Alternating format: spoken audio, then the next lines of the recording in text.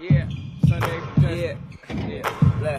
Hey, I'm back in my bag, I know they missing me. You know I go hard until they finish me. I wake up and grind, they try to limit me. Highway to heaven, you know we by high intensity. That's right. I'm back in my bag, I know they missing me. You know I go hard until they finish me. I wake up and grind, they tryna limit me. Highway to heaven, you know we by high intensity. Sundays with Justin, Mondays we hustling, Tuesdays still training, by Wednesday it's draining, shot wet like it's raining. It's not though, try to knock me off my pivot, I'm straight to the block though. I can't do no pump fake, still watch out for the block though. I'm not your average player, I'm all-star status. Give all y'all answers, not no ball hog, bastard jump shot, look synthetic, but it's all natural. Body full of ice like I got back from. What's up, y'all? It's Coach Justin. We're here again at the Sit Down Podcast. We have a very special guest, Paidro Classic. How's it going, brother? What's going on? Nothing much, man. Just chilling. Appreciate you coming down. Something we've been trying to get done for a while now. Obviously, we finally got it done. So take us back. Obviously, we do things here a little different to where you as a person, you know what I mean? So let's start off back as a young Paidro Classic and kind of tell us about where you from, where you grew up, and a little bit of stuff like that. So I was born in Oakland, up front 86 and D Street. Okay. You feel me? I lived there till I was probably 5 or 6. Then I moved to 164th, the Ashland Village, stayed over there for 6 years. Then I moved to Modesto for for high school. I left here maybe, I want to say, cause I went to Edendale. I left Edendale and then went to high school in Modesto. You feel me? About what year is this? This was 2003. I want to say 2003. Cause I was 8th grade, 9th grade. Okay. So 2003. This is around the time people first start moving out. Yeah. Because I remember me and my mom almost moved. My family, we almost moved out of here too, but we didn't. That was around the time the apartments I was staying in. It was hella shit started going on. Okay. You feel me? And mine was like, nah, you ain't about to be going to school. My cousins wasn't really going to school. Killer and, my brother Lee and them, they wasn't really going to school like that. So my mom was kind of like, I don't want you going to school with them and then not end up going. So we just gonna take you further out, see what we could do, a little change or whatever. But I kind of rebelled against it though. I didn't really want to go because I wasn't used to being around nothing else. So going out there, I used to go visit my aunt out there. She used to live out there first. So we used to go out there and it was way different. So when I finally moved out there, I was angry, you know what I'm saying? Because it was a bunch of kids that wasn't like me. I'm wearing 3X white tees. They got on Abercrombie and Vans. I got on Air Force. It's different. Right. You feel me? It was just a whole different vibe. The only thing that they knew about the Bay was Mac Dre. You feel me? That was the most Bay Area that they had. So it was different. I wasn't really feeling it. But me being older, I understand why she did it now. You know what I'm saying? You don't realize the opportunities when you're younger. It was an opportunity for me to go be something different, and I didn't take advantage of it. Was it a lot of white people, black people? How was that? Literally, it was me, Deron, Lawana, Kev, Ray, Terrell, BJ, Brittany, and Crescenda. That was all the black people at our school. Everybody else was white? Everybody, white, Mexican, whatever. I literally just named all the black people that I was with at my school. That's crazy. And this is a high school? Yeah. What high school was it? Ceres High. Ceres? Ceres, yeah. Okay, I never That's by Modesto, a little bit further. And I went to Patterson High too. Patterson High. Out in Patterson? Yeah. I went to Patterson High 9th, 10th grade, and then I started getting in trouble there, and then my mom moved to Modesto. That's when I went to Ceres High. Is the whole family going or just you and mom's? Me, my mom, my little brother. Little brother? Yeah. Okay. And then how was little brother taking it? And his dad. But, so when we first got there, I say we was there for about my 9th, 10th grade year. My 10th grade year, my mom and my brother, dad, they got into a badass altercation in front of us, all type of shit. And he ended up leaving and taking my little brother to Atlanta. Oh, wow. So, I was separated from my brother, for hella long. It was just me and my mom. Are you guys back Yeah, connected? nah, we good now though. Okay. Yeah, Is he back out now. here? He back now. Oh, okay. College, you know what I mean? Oh, Everything. that's He what's done up. played football. How much younger is he than you? 4 years or 6 years? I want to say 4. Okay.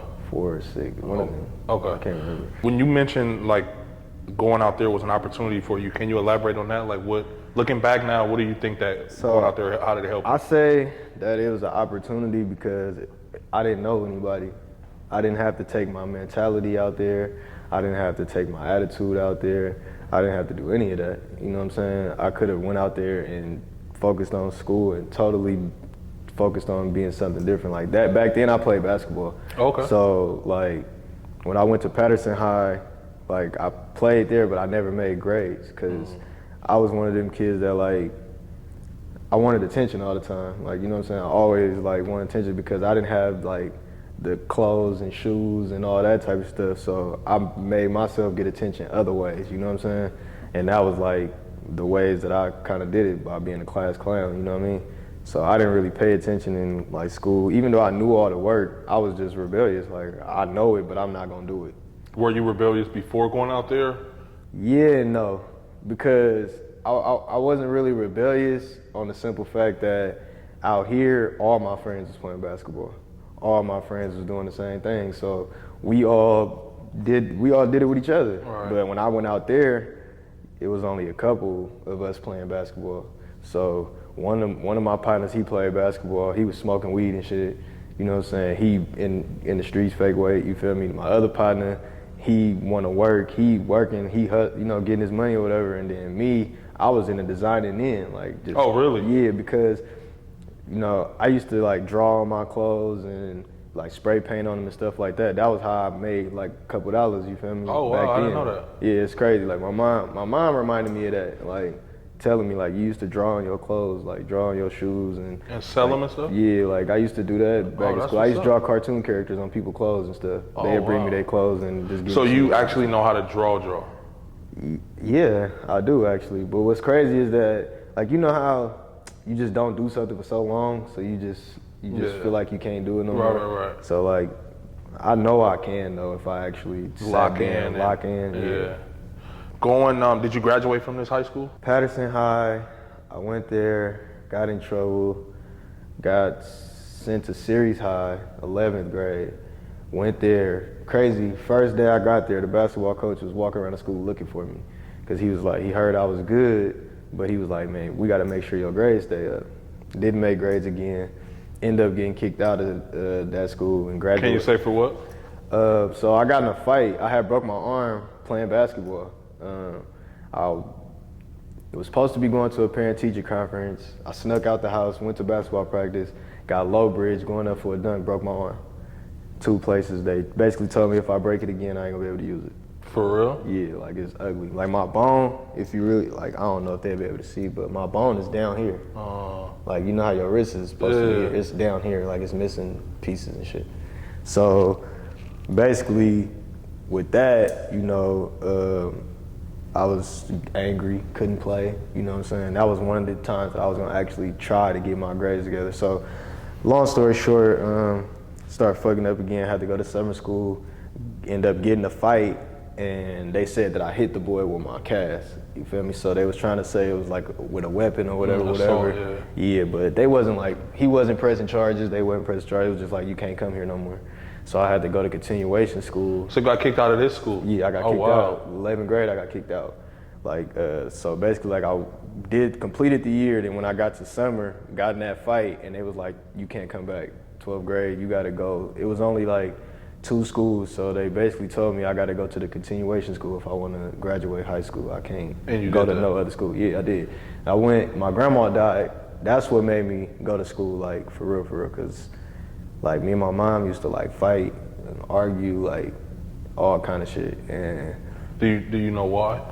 It was, I don't know, bro. I just had like bad anger problems, bad depression, and then she got like her stuff that she was going through with her relationships and shit like that. And like it was a lot of times that I done seen my mom cry, held her while she cried, arguing with her dudes, you know what I'm saying, stuff like that. So me and her bond was kind of like, it's weird not to say it like that, but like boyfriend, girlfriend type shit. Like, you know how you and your mom just so close, like we get affected by each other. Like, if I'm going through something, my mama would call me out the blue. Like, what's wrong? You can You can feel it. You know what I mean? So back then, like, we used to just butt heads hella much, and my grandma was like the peacemaker. You feel me? Are y'all butting heads because you guys are connected so close, or are you butting heads because you resent her for things? Because I seen a lot of things growing up, and it was a lot of things that she didn't want me doing, and we just wasn't seeing eye to eye. I wanted to live the way that I wanted to live, just like you wanted to live the way you wanted to live. And that's the way you taught me. Be yourself, be you, stand up for yourself, speak up for yourself. And she taught me that it doesn't matter who it is. So after a while, it started becoming, well, you gonna have to give me the same respect, you know what I'm saying? But I didn't understand it as in, okay, you don't have to be angry or disrespectful or, you know, throw tantrums to have a conversation, you know what I'm saying? But at those times when I was 14, 15, 16, she didn't know how to communicate either, you know what I'm saying? So that's where she was teaching me this shit, but she couldn't do it either. She didn't know how to teach you. Yeah, so it's like we was butting heads. My grandma, she'd go talk to my grandma or my auntie, like I'll go talk to them and then, you know, we'd be cool or whatever. But when my grandma passed and I turned 17, like, that was my motivation to like really graduate, because they were saying like that's what she wanted, you feel me? And I'll never forget, like, I was supposed to go to the movies. She had called me and asked me to come see her. Gramps? You feel me, my grandma.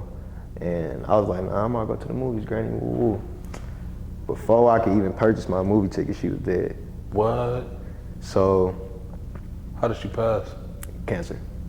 So we had to go to her house. I seen her laying there, all the little shit. And that kind of like fucked my mom up. Like, this is mom's mom. Yeah. So it fucked my mom up bad to the point where now, like, I was already, well, I'll go back, but like since 13, like I was a cutter. You know what I'm saying? Like I used to cut myself and shit. Like really? Yeah. I used to get like hella angry to the point where like I didn't want to do nothing to nobody else, so I would do it to myself. It's weird to say, like it's kind of, I don't know. I could never explain it. Like when I used to try to talk to Killer and them about it and try to explain it, I can never really explain it. Like I can't even tell you why I get that mad. It just happens. You feel me? Still? No, I got control of it now, but it took a while, like till I was like 23, bro. Like really? 23, 24, like it took hella long. Thinking back, now that you're older and you got control of it, there's nothing you can pinpoint that triggered this? Well, do you know where it started? One, I can say I wasn't really a communicator. I didn't know how to say how I felt. I didn't know how to say how angry I was without showing the anger. So I would snap fast. Like, you know what I mean? But I hold stuff in for so long that when I snap, it's over. Yeah, and it usually just always happened with my mom for some reason. Like, we always, like, go ahead.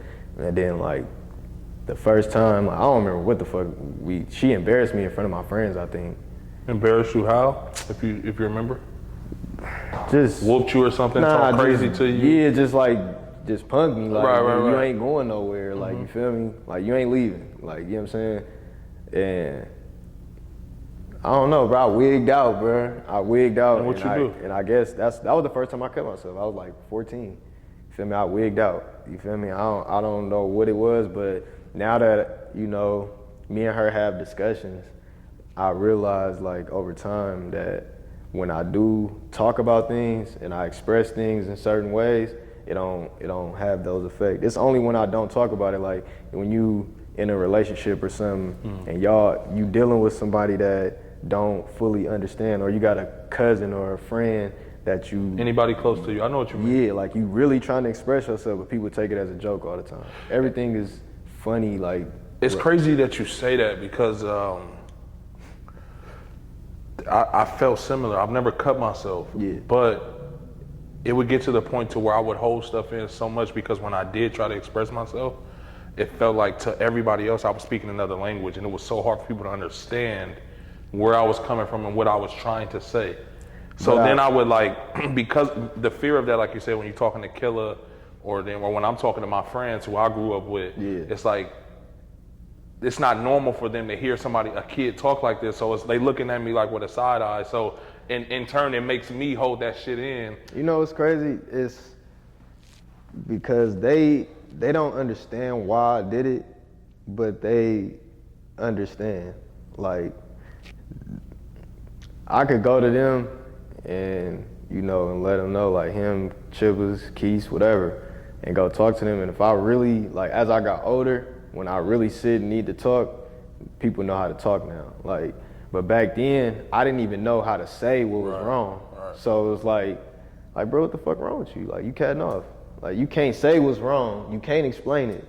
But then you got all these scars on you, but you can't explain it. Why? Like, what the fuck is wrong with you? And if you can remember, back then when you're cutting yourself, what's the purpose? I don't want to say what's the purpose, but what's the end goal? Are you cutting to end your life? Are you cutting to inflict pain? Are you cutting to take your mind somewhere? It was more so just like I wanted to inflict pain, but I'm not gonna do it I'm not gonna beat up my mom or no shit. You feel me? Like, I ain't about to just go out and randomly just go find somebody to fuck them up. You feel me? So I just did it to myself. Like, I don't know why. I can't really explain it. Like, did you say how old you were when the first time you cut yourself? About 13, 14. How did you get to that point? Like, what? I'm sorry, this caught me off guard a little bit. You know what's crazy? I like talking about it because I know it's people out there that can't explain it. Right. And they're dealing with the same shit. So that's why, like, as an artist, I talk about it now because I know it's other people that has dealt with it. Like, I ain't gonna say names, but like, I've looked at people and seen people and looked at their arms and shit. You could see behind the tattoos.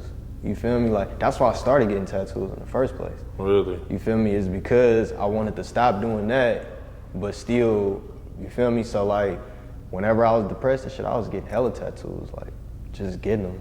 Like, hella, some of this shit, like, is just shit. I've been covering shit up and redoing them because some of that shit didn't even make, like, it was just, I was just getting shit. Yeah. You feel me? And it was just because I just liked it being in that chair. You feel me?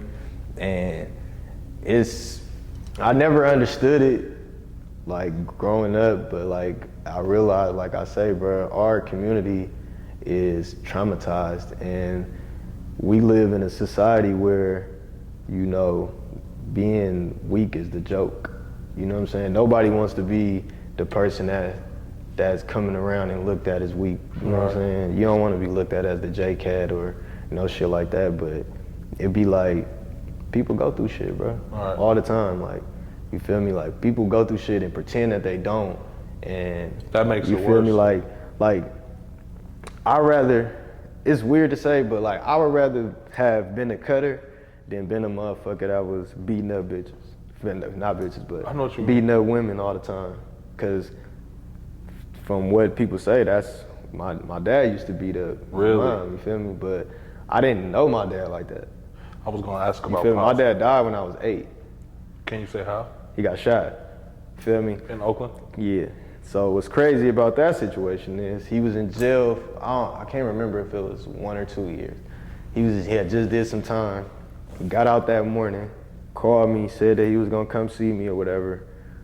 And my mom says that I had my jacket on, I was waiting, and he was on the news that night.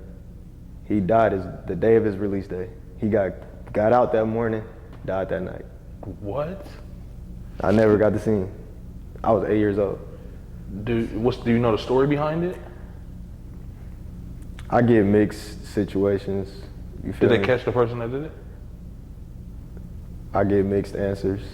Okay. You feel me? I get mixed answers from the streets. Right. And, you know, but my mom don't know that I found, like, well, you gonna know now, Mom, but I found the paperwork, like his death certificate and shit, and seen that he got shot with automatic rifles and all the shit. Like, I read the whole, like, little shit, you feel me? And from what was understanding, they was in the car. I don't know if they was at a stop sign or a light or something, and some niggas just bounced out and fed the whole car. And as they feeding the car, the driver was trying to shoot out my dad's side of the window and accidentally shot my dad in the head.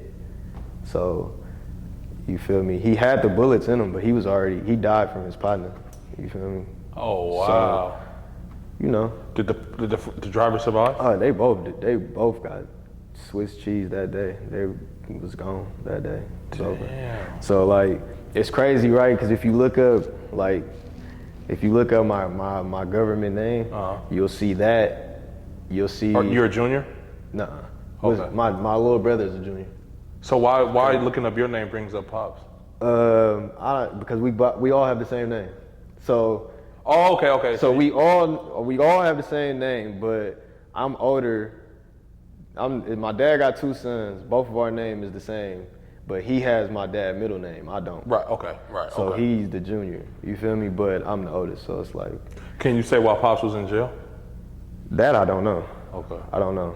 Was he in the? I was actually, like, I overheard a story that he went to jail because of one of another family members on accident.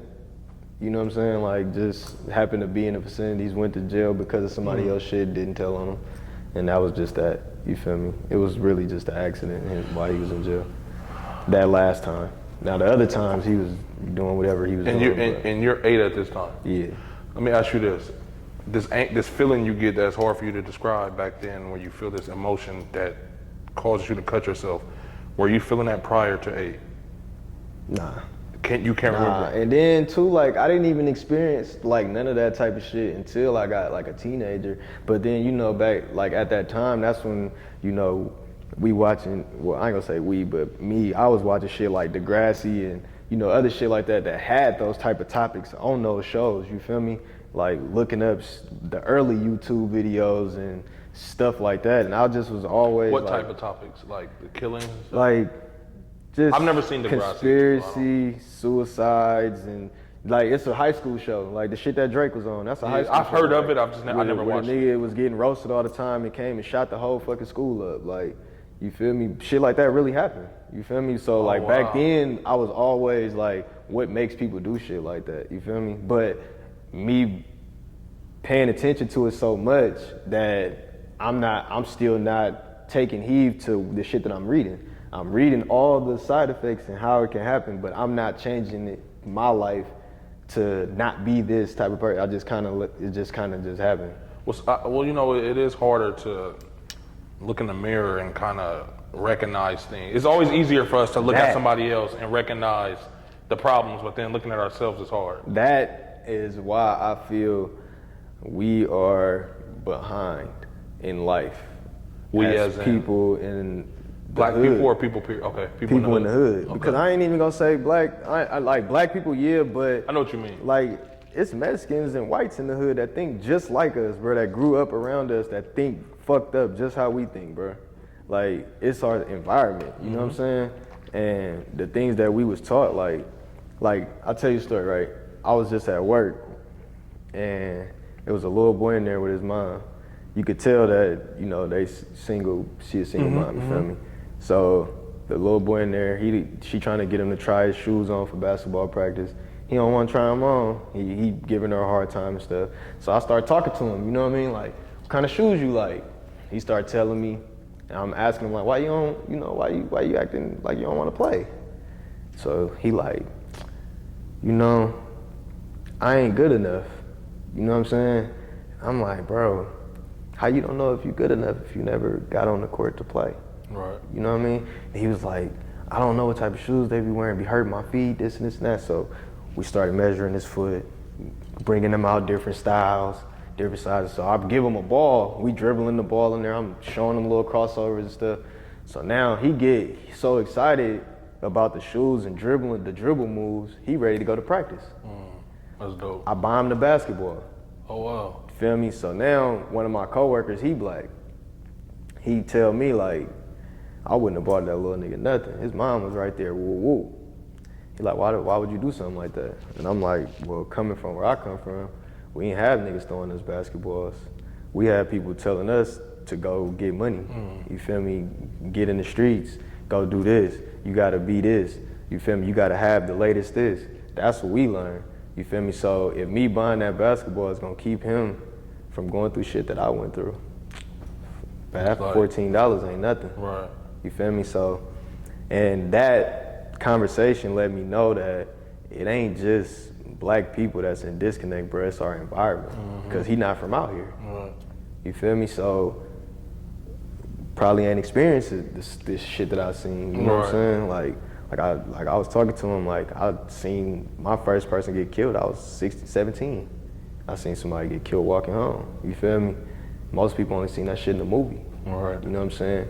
One of our friends, I done held him while he died. Right. You feel me? Like that shit only happened in movies for real. You know what I'm saying?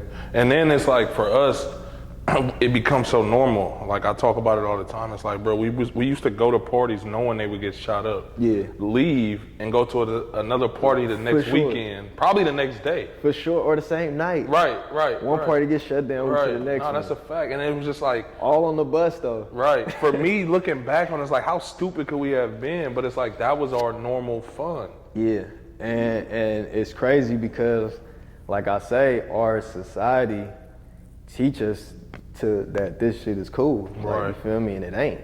So I say, like, I guess that can play a reason why I was not speaking. You know what I'm saying? Because I didn't know how people was gonna take the things that I was saying, the way that I was feeling. That's what I was saying You know what I'm earlier. saying? That's exactly how I feel that sometimes. So maybe that did play a part in why I used to cut myself and stuff like that. You know what I'm saying? Maybe that did play a part in my anger issues and, you know, stuff like that, because we don't like to admit that we controlled by society. For sure. Like we all subconsciously controlled, you know what I mean? Like we all subconsciously like do things that we don't realize that we doing. You know what I mean? And for the approval of others. Yeah, for the approval of others, you know what I mean? And I lived a lot of time like that. I lived too, like a lot of time like that. Even when I first started doing music, you know what I'm saying? I started doing music after I broke my arm. You know what I'm saying? My partner had a studio at the house. When I broke my arm, probably like 2 days later, I was in the studio. Really? Yeah, and I was just rapping just because I didn't have nothing else to do.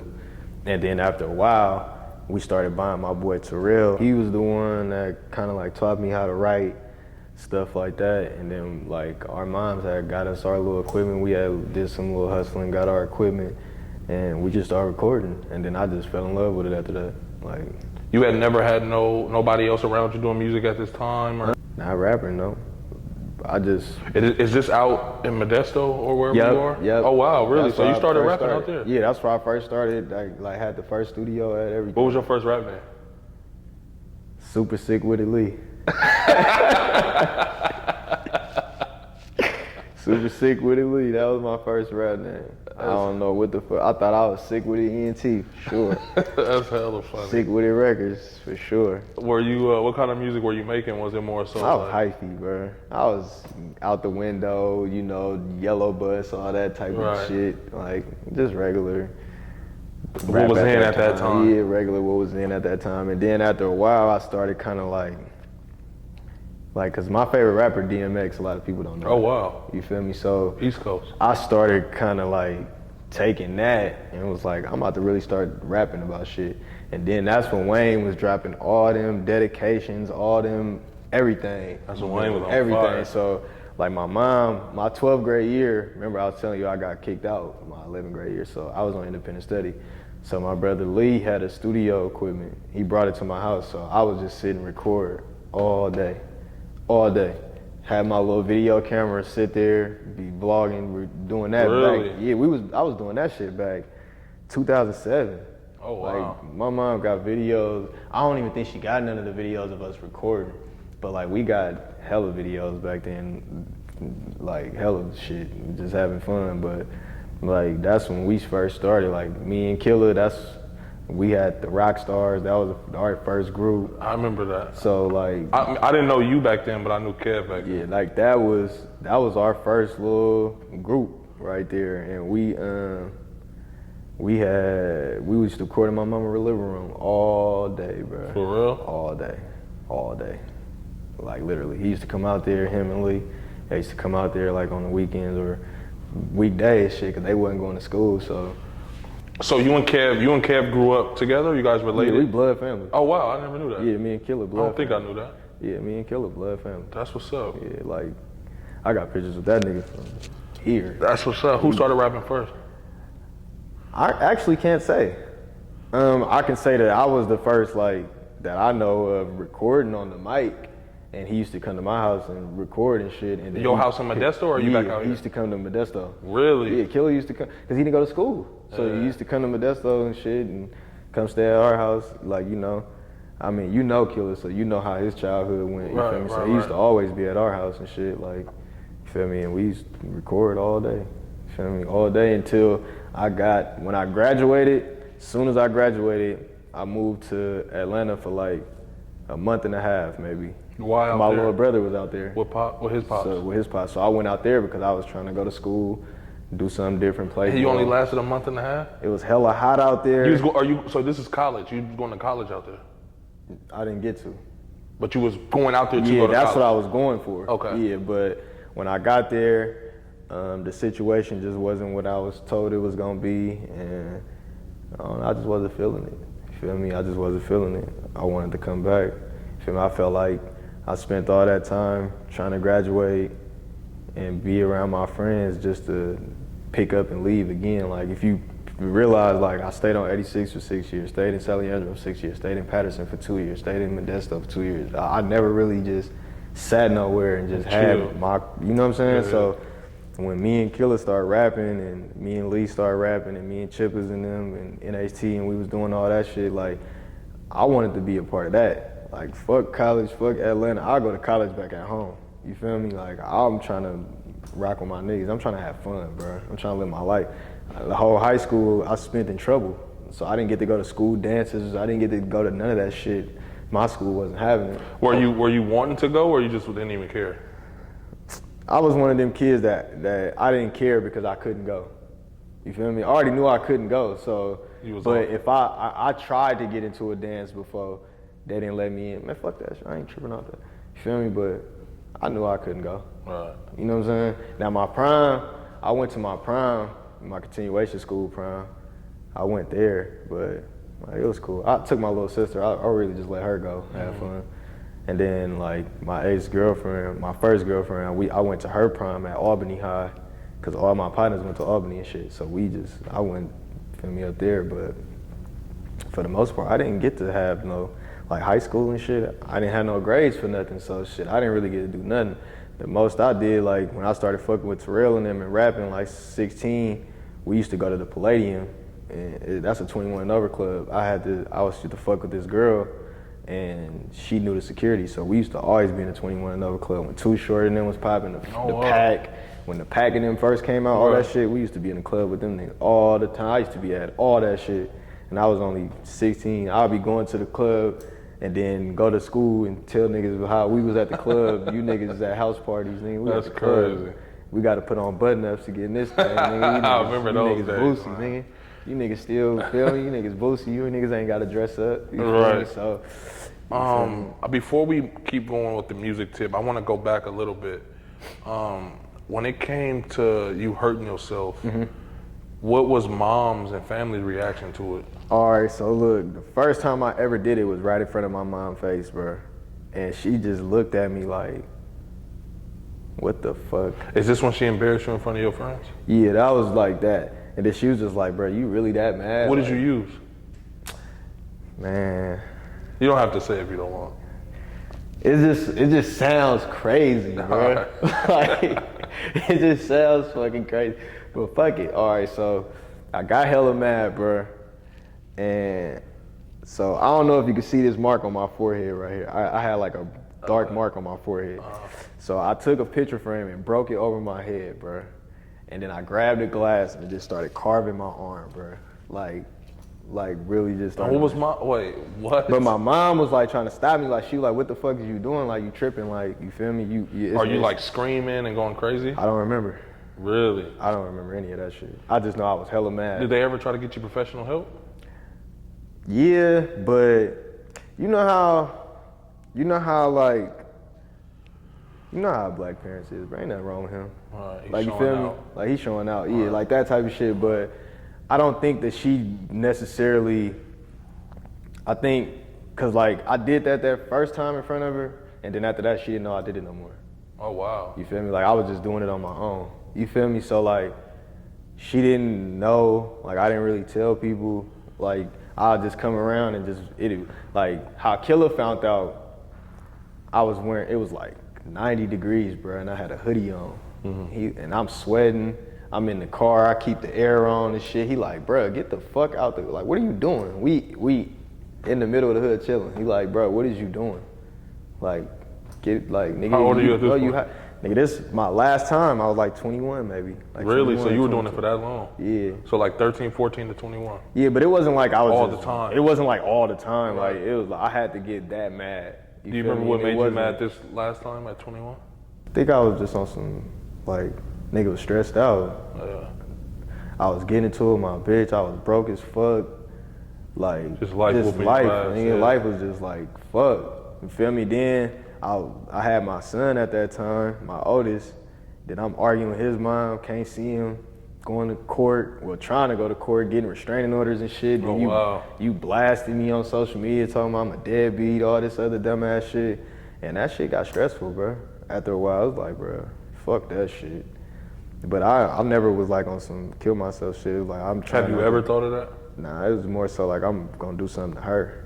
Like, you feel me? To her? Yeah, like people don't know, like when I say shit like that, or if I'm talking about hurting myself or something, 9 times out of 10, I'm talking about hurting the person that I'm talking about, but I just don't want to say that because I don't want to text no shit like that. Right. You say like, yeah, I'm gonna kill your ass, or you know what I'm saying? Cause you never know, bro. They might fuck around and walk off and get shot. And you sent that message, nigga, and your ass is grass. Right. You feel me? So, like that much I think about, but for the most part, like I try hella hard to just say how I feel. I don't give a fuck how you feel about it. I don't care if you get hurt by it. It's either I'll be sitting here depressed or nigga, you just gonna have to deal with how I feel. What made you get to that point? Do you know?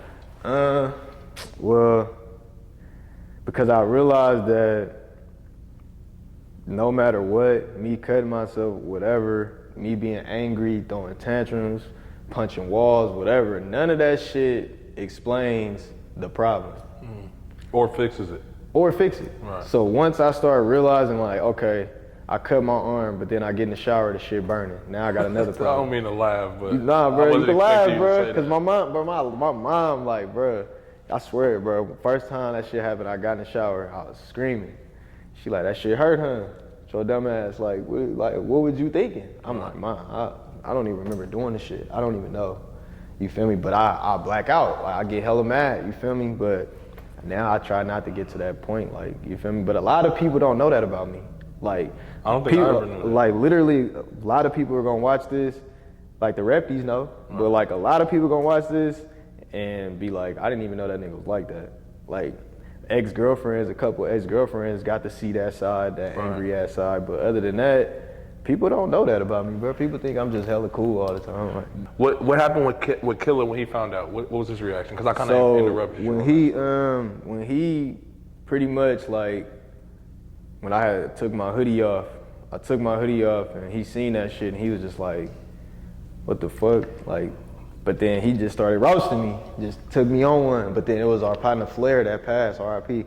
He had him and my partner Lou. They was just like, bruh, that shit ain't it. Like, you feel me? Like, you really got partners. Like, yeah, we roast, we crack jokes, but nigga, if you really want to holler, nigga, we can holler. And then they was telling me about a friend that they had that passed and killed himself, you know what I'm saying, shit like that. And that made me feel comfortable, like, you feel me? Like, I actually got real friends, like, you feel me? Like, yeah, your cousins, you got, you know, you can always talk to your cousins and shit like that, but it's different, like, when they grow up with you and they see you for your whole life, it's like, that shit is like, bro, like, it's some different. of that, like, nigga, and then, like, with Killer, like, he been through hella more shit, so, and you know, his skin hella tough, so it's like all my cousins, really, like, they been through hella different shit, so they be looking at it like, bruh, it's not that big of a deal, like, relax, like, you feel me? But like I say, I grew up in the white area, like, in high school and shit, so I was seeing that type of shit all the time in my school, like, bitches was cutting themselves, niggas was doing all that type of shit, then you had to... Is that kind of, I was gonna ask you that, where do you think you picked that up from? I don't know, I didn't start doing that shit till I got out there.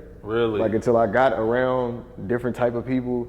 Oh, wow. Like, I never thought like that at all. I ain't never thought to harm I was a fighter when I was out here. when I was going to Edendale and shit, like I fought. I didn't give a fuck. Like, you feel me? I fought. I will fight you. But then when I got out there, it was more put that anger on myself. Don't take it out on other people. You feel me? Which was dumb because some of that shit deserved to be taken out on that person. But I think I was more so scared of how far I would go. You feel me? I think I know I ain't gonna kill myself, but I can't speak to if I get that mad and black out, bro. You feel me? You never know. So I tell, like, when I talk to younger people and I tell people, like, you have to express yourself, bro. Like, you have to, because you can get to a point where you could fuck around and fuck yourself up, like bad, like, you know what I'm saying? And some shit you just can't return from. Luckily I had people around me that cared enough to let me express myself. Like, I can call people and be screaming, fuck that, woo, woo, woo. Niggas just sit on the phone and listen, like, just let that nigga get it out, you feel me? Because after that, I'm gonna be cool. But it's like, I gotta get it out, because if I don't, and most people are like that. Most people hold on to shit forever. And then like women do that shit a lot too. Like, men do too. Like, you feel me? People will be hurting by something in a relationship or hurting by something in a situation. Don't speak on it then, and then go get in another relationship and then blame that person for all of the shit.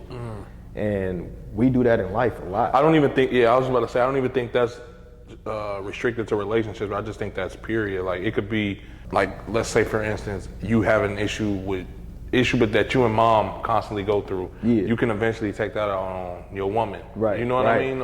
And it's crazy, I didn't though. Like, not saying you did, but I'm just saying that when it comes to those type of situations, it's like you constantly can blame that person right in front of you. Even you, like you said, for some reason you would always take shit out on mom. Yeah. You see what I'm saying? So for you, it's a little bit different because you said, as opposed to you blaming somebody else, you kind of fired off at mom. No matter everything else you was going through outside or outside at home, you kind of blamed on mom and took it out on mom. So it's kind of the same shit. And then, like, you know, me and moms, like, as we got older and we started talking about things, and like I started expressing to her, like, you know, just seeing how you was getting treated at certain points, just like, my son go through that shit with his mom now. It's crazy because he done seen her go through shit and he don't treat her with respect sometimes. And that's what made me talk to my mom, like, okay, now I see, like, when we see shit happening to you from other men putting their hands on you, yelling at you, whatever, and you kind of still obey them, then we pick up those habits, like, in a way. The only difference is that I didn't hit women. Like, I'm not with that shit. But you feel me? I'll yell though. You feel me? That's what I've seen. You feel me? But it's kind of like we don't understand. Like, we pick up a lot of habits, things that we don't know that we picking up. Right. You know what I mean? And as I got older, I realized, like, you know, like, my mom was honest with me. She was just like, a lot of those times that you see me arguing, some of that shit I started. You feel me? But you didn't understand that when you was coming up. You looked at it like it was all his fault. But in reality, it take two. You know what I'm saying? So as I got older and started dealing with friends and dealing with people, I started looking at it like, okay, yeah, they might have had me fucked up, but what did I do in this situation too? You know what I mean? Because every action got a reaction. Facts. You know what I mean? And everybody don't think the same. So you might got mad at something that I felt like it wasn't a big deal. Exactly. I say that all the time. You know what I'm saying? And that's what people gotta understand. I don't mean to cut you off, but it's like I didn't start realizing this stuff that we're talking about until recently. And when I say recent, I mean like the last few years, you know, give or take. But it's the same thing. It's like something that's such a big deal to you might not be that big of a deal to me. But I have to sometimes take myself out of my own shoes and be empathetic and just be like, okay, you know, let's address this. Even though that might not be, and vice versa though, but it only works if I feel like we're both on that same page. Because again, it could be something, and I think I even used this on the show before. Like, I could drop my phone right now and that might not be a big of a deal, but somebody else who when they were a kid would get in a lot of trouble by their parents and get beat for dropping their phone. You see what I'm saying? Like, it could be something that small. You never know what somebody else been through, is going through. Right. Or that could be that. Realizing that, and to be honest, I realized that when it came to the whole Black Lives Matter thing. when I was talking to somebody who's close to me who's white, born and raised in Nebraska, never been to the hood, nothing like that. And he genuinely couldn't understand the uproar for one of these killings. This is years back. And me talking to him, instead of getting frustrated, like, how don't you fucking get it? Yeah. I can hear in his, because I know the type of person he is. You know what I mean? I know he has a pure heart. And he's just like, bro, I really don't understand it. Like, and I realized, like, damn, you really live in a bubble. You know what I mean? Like, to you looking at this cop is just doing his job. To me, it's like, well, this cop is doing his job a certain way because he looks at this black man and sees, but see, his mind doesn't even go that far. It's just this cop is doing his job. It's crazy. I had that conversation with somebody at my job because he had a Confederate flag tattooed on him. Oh, wow. You know what I'm saying? But he didn't understand. I guess when he got it, the way that he was taught was fight for your flag, fight for your people. They take pride in that. Your country, take pride in that shit. You feel me? So when I was talking to him, I'm like, how can I be mad that he was drilled this shit in his head, just like we drilled the shit that we drilled in our head? Right. So when you get older, you feel me, how do you expect somebody to change when they've been taught something for 18 years? When you've been taught that, you feel me, the Confederate flag is your flag. And when you get 18 and you go in the real world and somebody be like, no, that's not your flag. And even, right, you're 100% right. And even deeper than that, going back to you specifically in your story, it's like you were taught one way to express yourself, and that's with hurting something. Yeah. You know what I mean? I ain't gonna say I was taught that. I was more so taught to express myself at the expense of anybody else. Not necessarily. Well, when I say taught, I mean, because we were all taught that, coming from where we come from. Yeah. We're taught if somebody do something to you, you beat their ass. Yeah. It's not taught, let's talk and come to an understanding. Yeah. That's what I mean by taught. Like, we're taught to, if you disrespect me, I'm gonna punch you. You know what I mean? Like, you gotta understand, bro, my first year in college, I go to college, right? And I'm a basketball player, all this shit. And I'm like, but I'm coming from Oakland. So I'm fresh off of those functions and everything we talk about. So I'm on edge at all times. Yeah. So I'm the guy who, every open gym, I'm either swinging on somebody, we about to fight, we do fight every party. And it got to a point to where one of my, one of the older cats who I'm actually gonna have him on the show soon, he pulled me to the side one day. He was just like, bro, do you ever realize that, like, when you walk in the locker room, the vibe changes? And I'm like, yeah, I get what you mean. And he like, you know, people are on edge around you because you always so quick to snap on everybody. Yeah. And mind you, I'm like the youngest, smallest dude on the team. Not saying these dudes scared of me, but it's like, we don't even want to deal with that. Like, nigga, we in here trying to get to the NBA. Yeah, you bringing your little hypey ass in here trying to fight niggas and shit. Yeah. And we on the same page. But I didn't realize that until this guy kind of took, and to be honest, I did realize it, but I was doing what I'm from Oakland. You niggas ain't finna disrespect me. I'm talking about one time we was in a party, a dude like shook his dreads in my face, and I pushed the nigga damn near all into the DJ booth. You know what I mean? Yeah. But then I didn't have to do, mind you, this dude ain't never been to Oakland. So he don't realize that that's damn near, that's disrespectful. Yeah, that's disrespectful. But in my head, I'm like, nigga, I'm not, and my teammates like, what you tripping for? I'm like, nah, bro, this nigga got me fucked up, blah, blah, blah. And when I explain them the situation, they like, nigga, are you serious? Yeah, see, I was the go dumb in the nigga circle. I was that nigga. Exactly. So I was that nigga. So I'm jumping in your circle. Yeah. I was that. But when you jump into somebody's circle doing that, you know what could happen. Yeah. So you honestly, I'm not gonna lie though. Back then, when I was a teenager, I didn't realize like. You had to know that you I get knew your that ass. It could.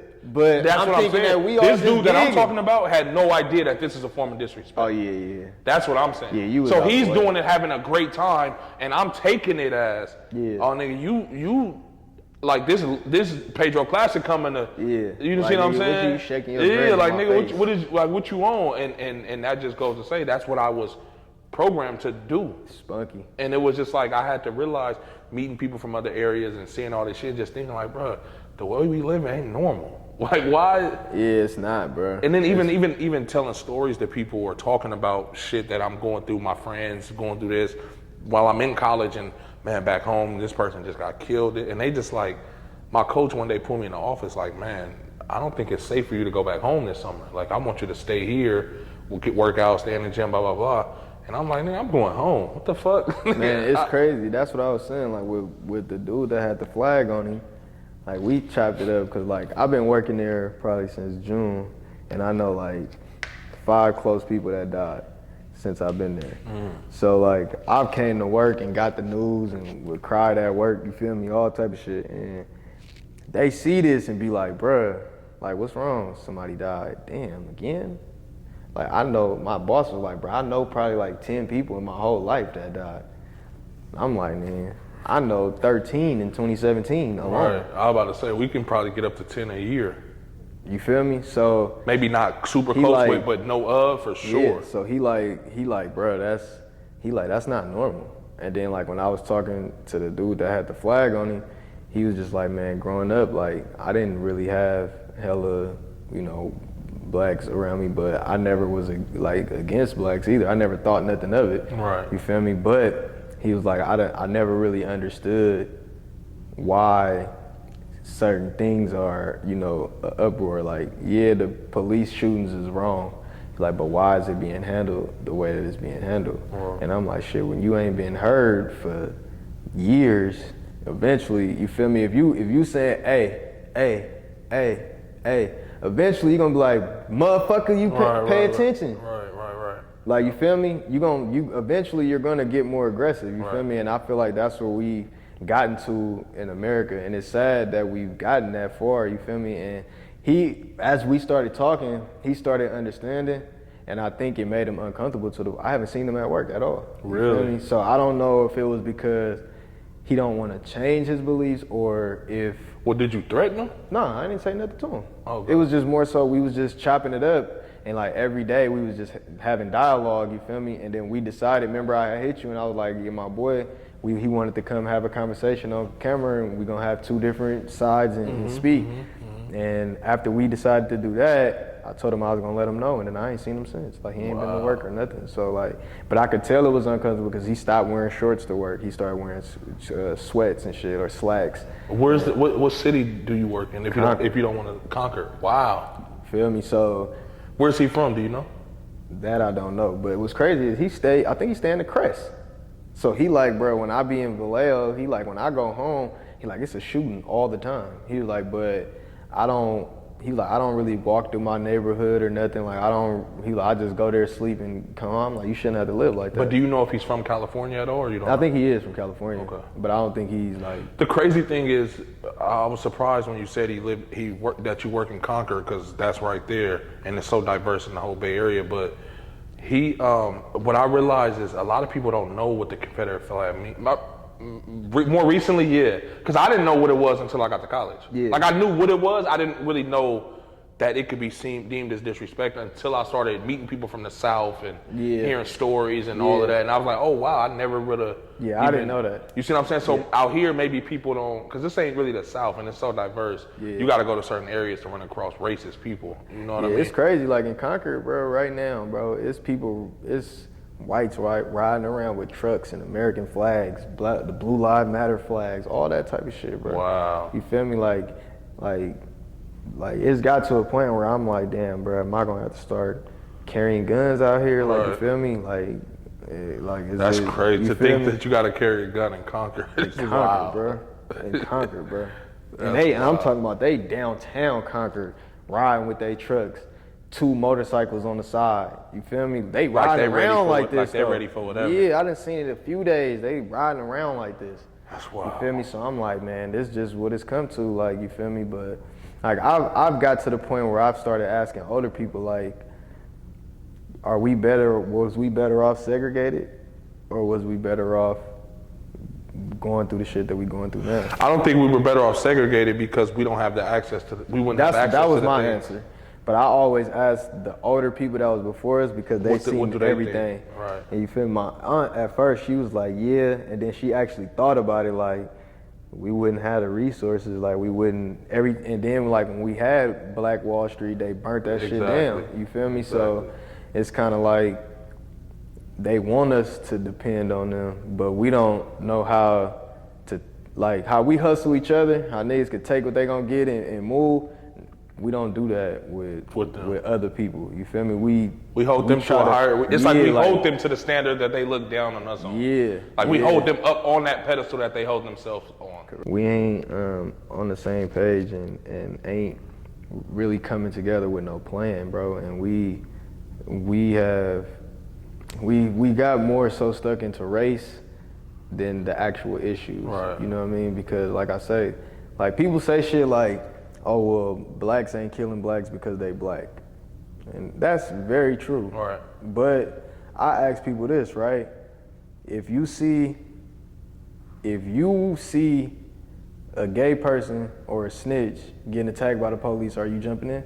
Me personally. If they're black, are you helping? Yeah. Helping as far as what? Helping. Are you helping them? Like fighting the police? No. Are you fighting the police? No. Like if we was in a riot and we was going at it and it's us versus them, are you gonna help a snitch or a gay person? Or are you gonna let them die? Well, I don't wanna say I probably won't help anybody. That's where I'm coming from. Oh, okay. So I'm not helping because they're a snitch or a gay person, and my reason is because I thought about this before, this type of situation. Like if I'm ever walking down the street, I'll help to the extent that I can, but I don't think I'll put myself in harm's way. Because I'm saying, what if it got to the point where we fighting right now? Civil war. Everybody's outside fighting, and you know this person is black, but you know he a snitch.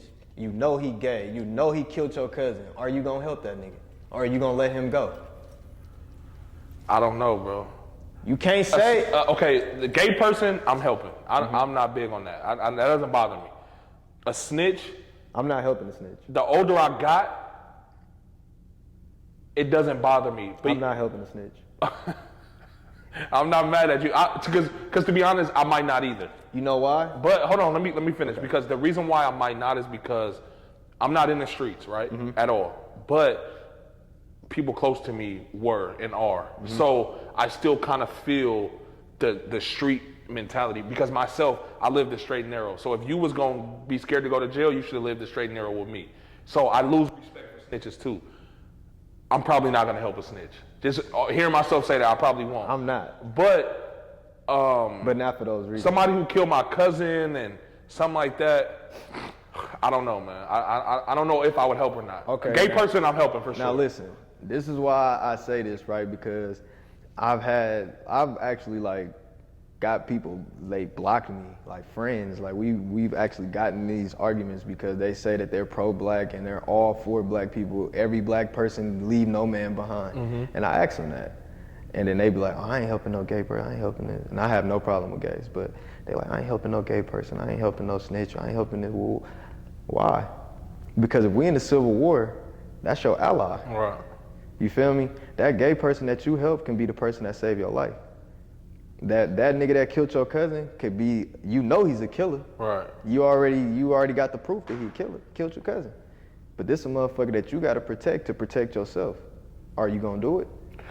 Or is your emotions gonna get in the way? Right. Now snitch, not even on no street shit, just in real life, that's treason, bro. You're a traitor. So I wouldn't help a person that snitched because I can help you, and if for the right amount of information to save yourself, you're gonna do it. Right. Regardless. So not even on no street shit, I wouldn't help a snitch for that specific reason. That's real. Now, a gay person, I'm gonna help you. You feel me? That's our skin. You feel me? A motherfucker that killed my cousin, I'm not gonna lie. If it comes to protecting my own life and my own kids, I will have to. I'm gonna have to save you to save myself. Why the fuck? That's like what we do now. Like it's artists right now and people right now who will let the whole empire sink because they don't want to see that person float. Right. You feel me? So I'm not gonna reach out and grab your hand because you did something to me. But if I don't reach your hand, I can't finish my project.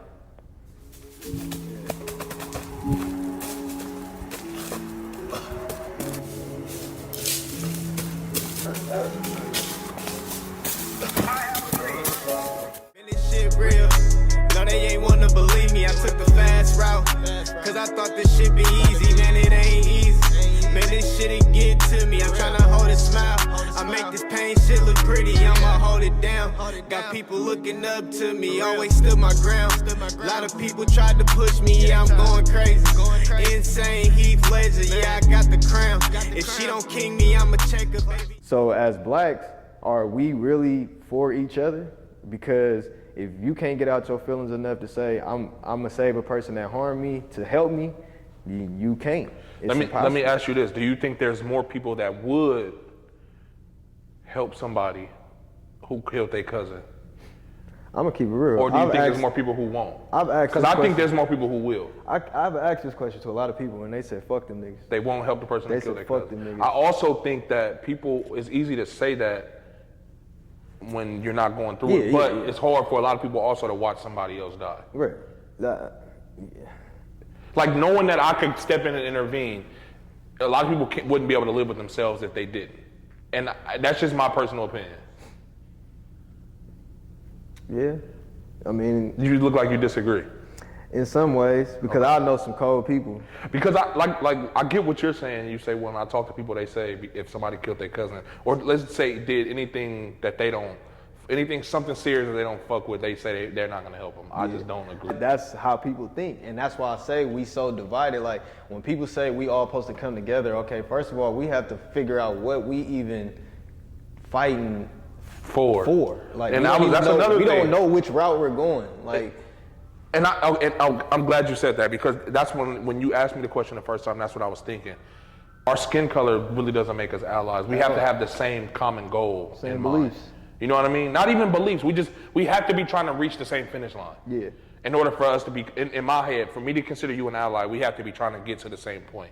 Now, if we're both just trying to survive, and after I save your life, we have no ties after that, I might think twice. Like, should I, you know what I mean? But now if I think, okay, we're both trying to get to this finish line, then yeah, I'll reach back to pretty much almost anybody. Yeah. Just because of my heart. I don't think I'll be able to live with myself knowing that I could have affected or, hindered somebody else from being hurt. I just feel like we're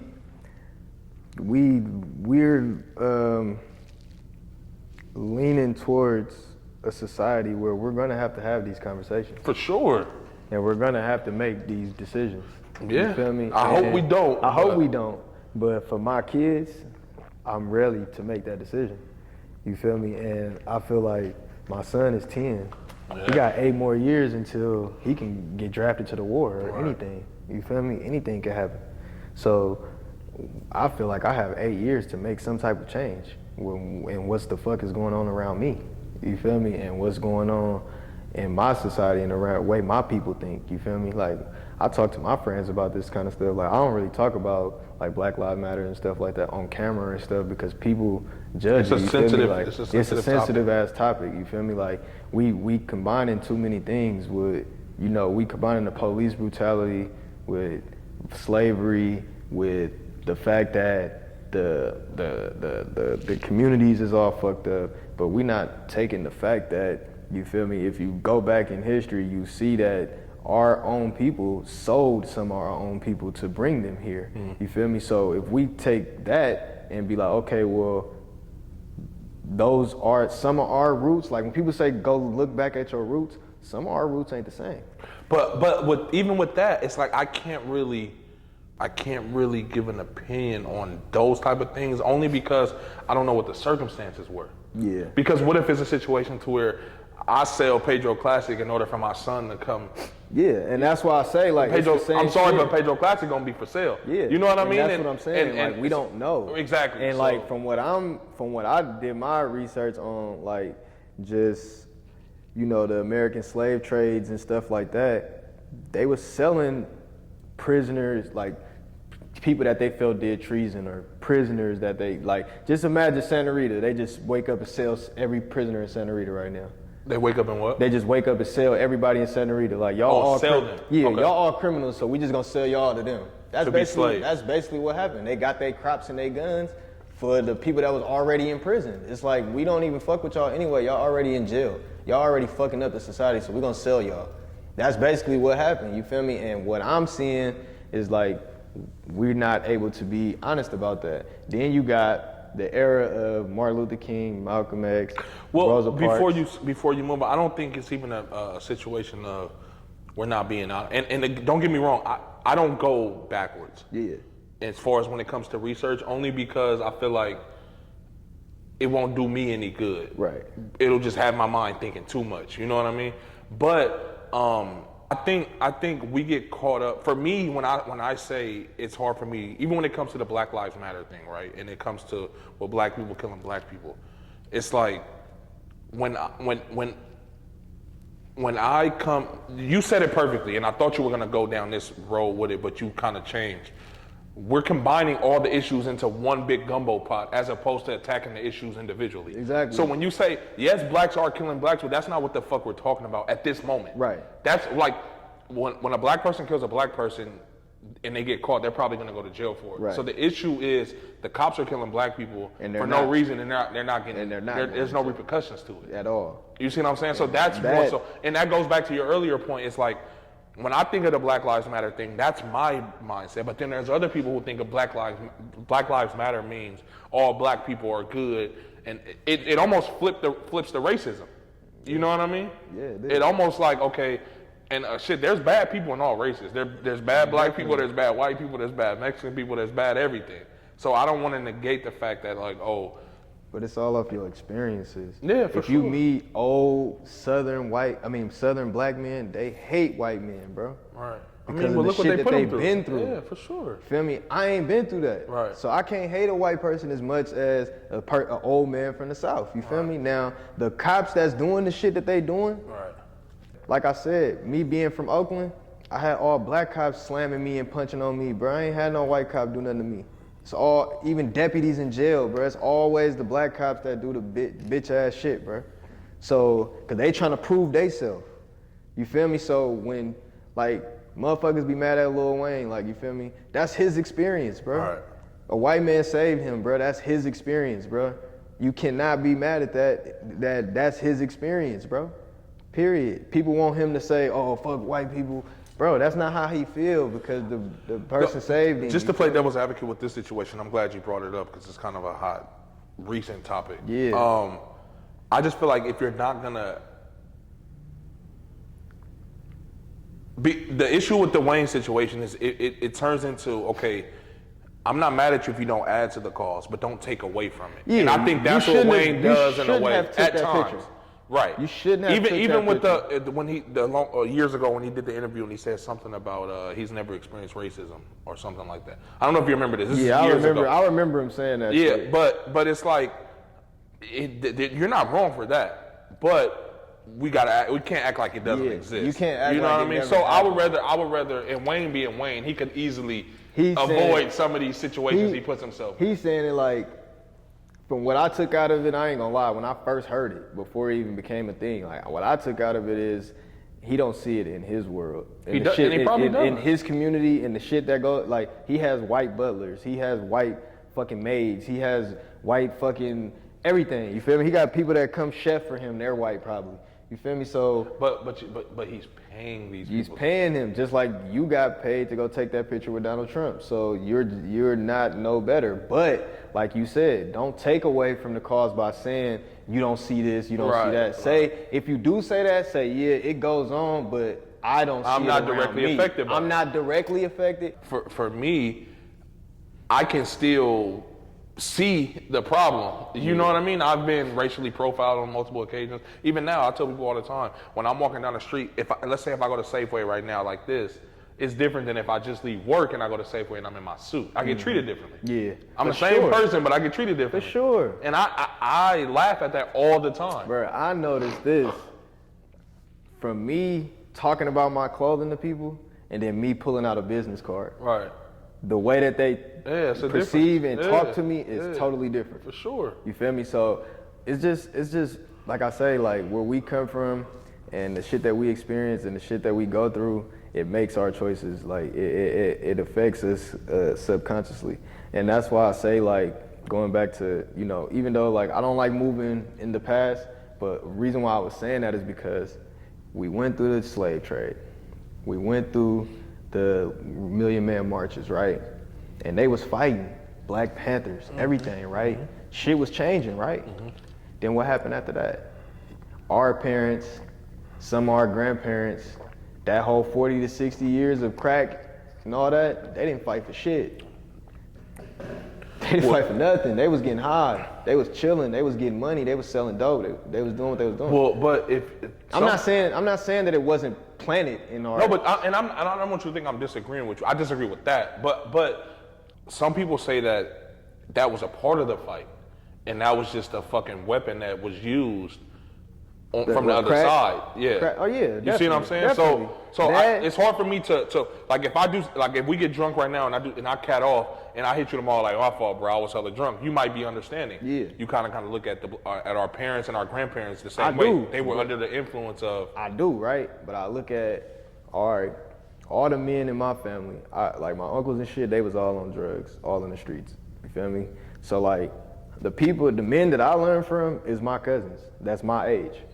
You know what I'm saying? So I look at that and I say, okay, the reason why I say that they didn't fight, they was influenced and all that shit is because now when they look at us, they're telling us the same shit. Oh, y'all just want to get high. Y'all just want to do this. Y'all not seeing the seriousness of what's going on. Y'all not even wearing a fucking mask. It's COVID. Woo. But when it was y'all 60 years and y'all parents was telling y'all to fight, y'all didn't do it. Right. So that's why I say we have to go back in the history and say like, okay, they have to admit they fought so we can move forward. You feel me? Everybody has to take ownership and responsibility. You feel me?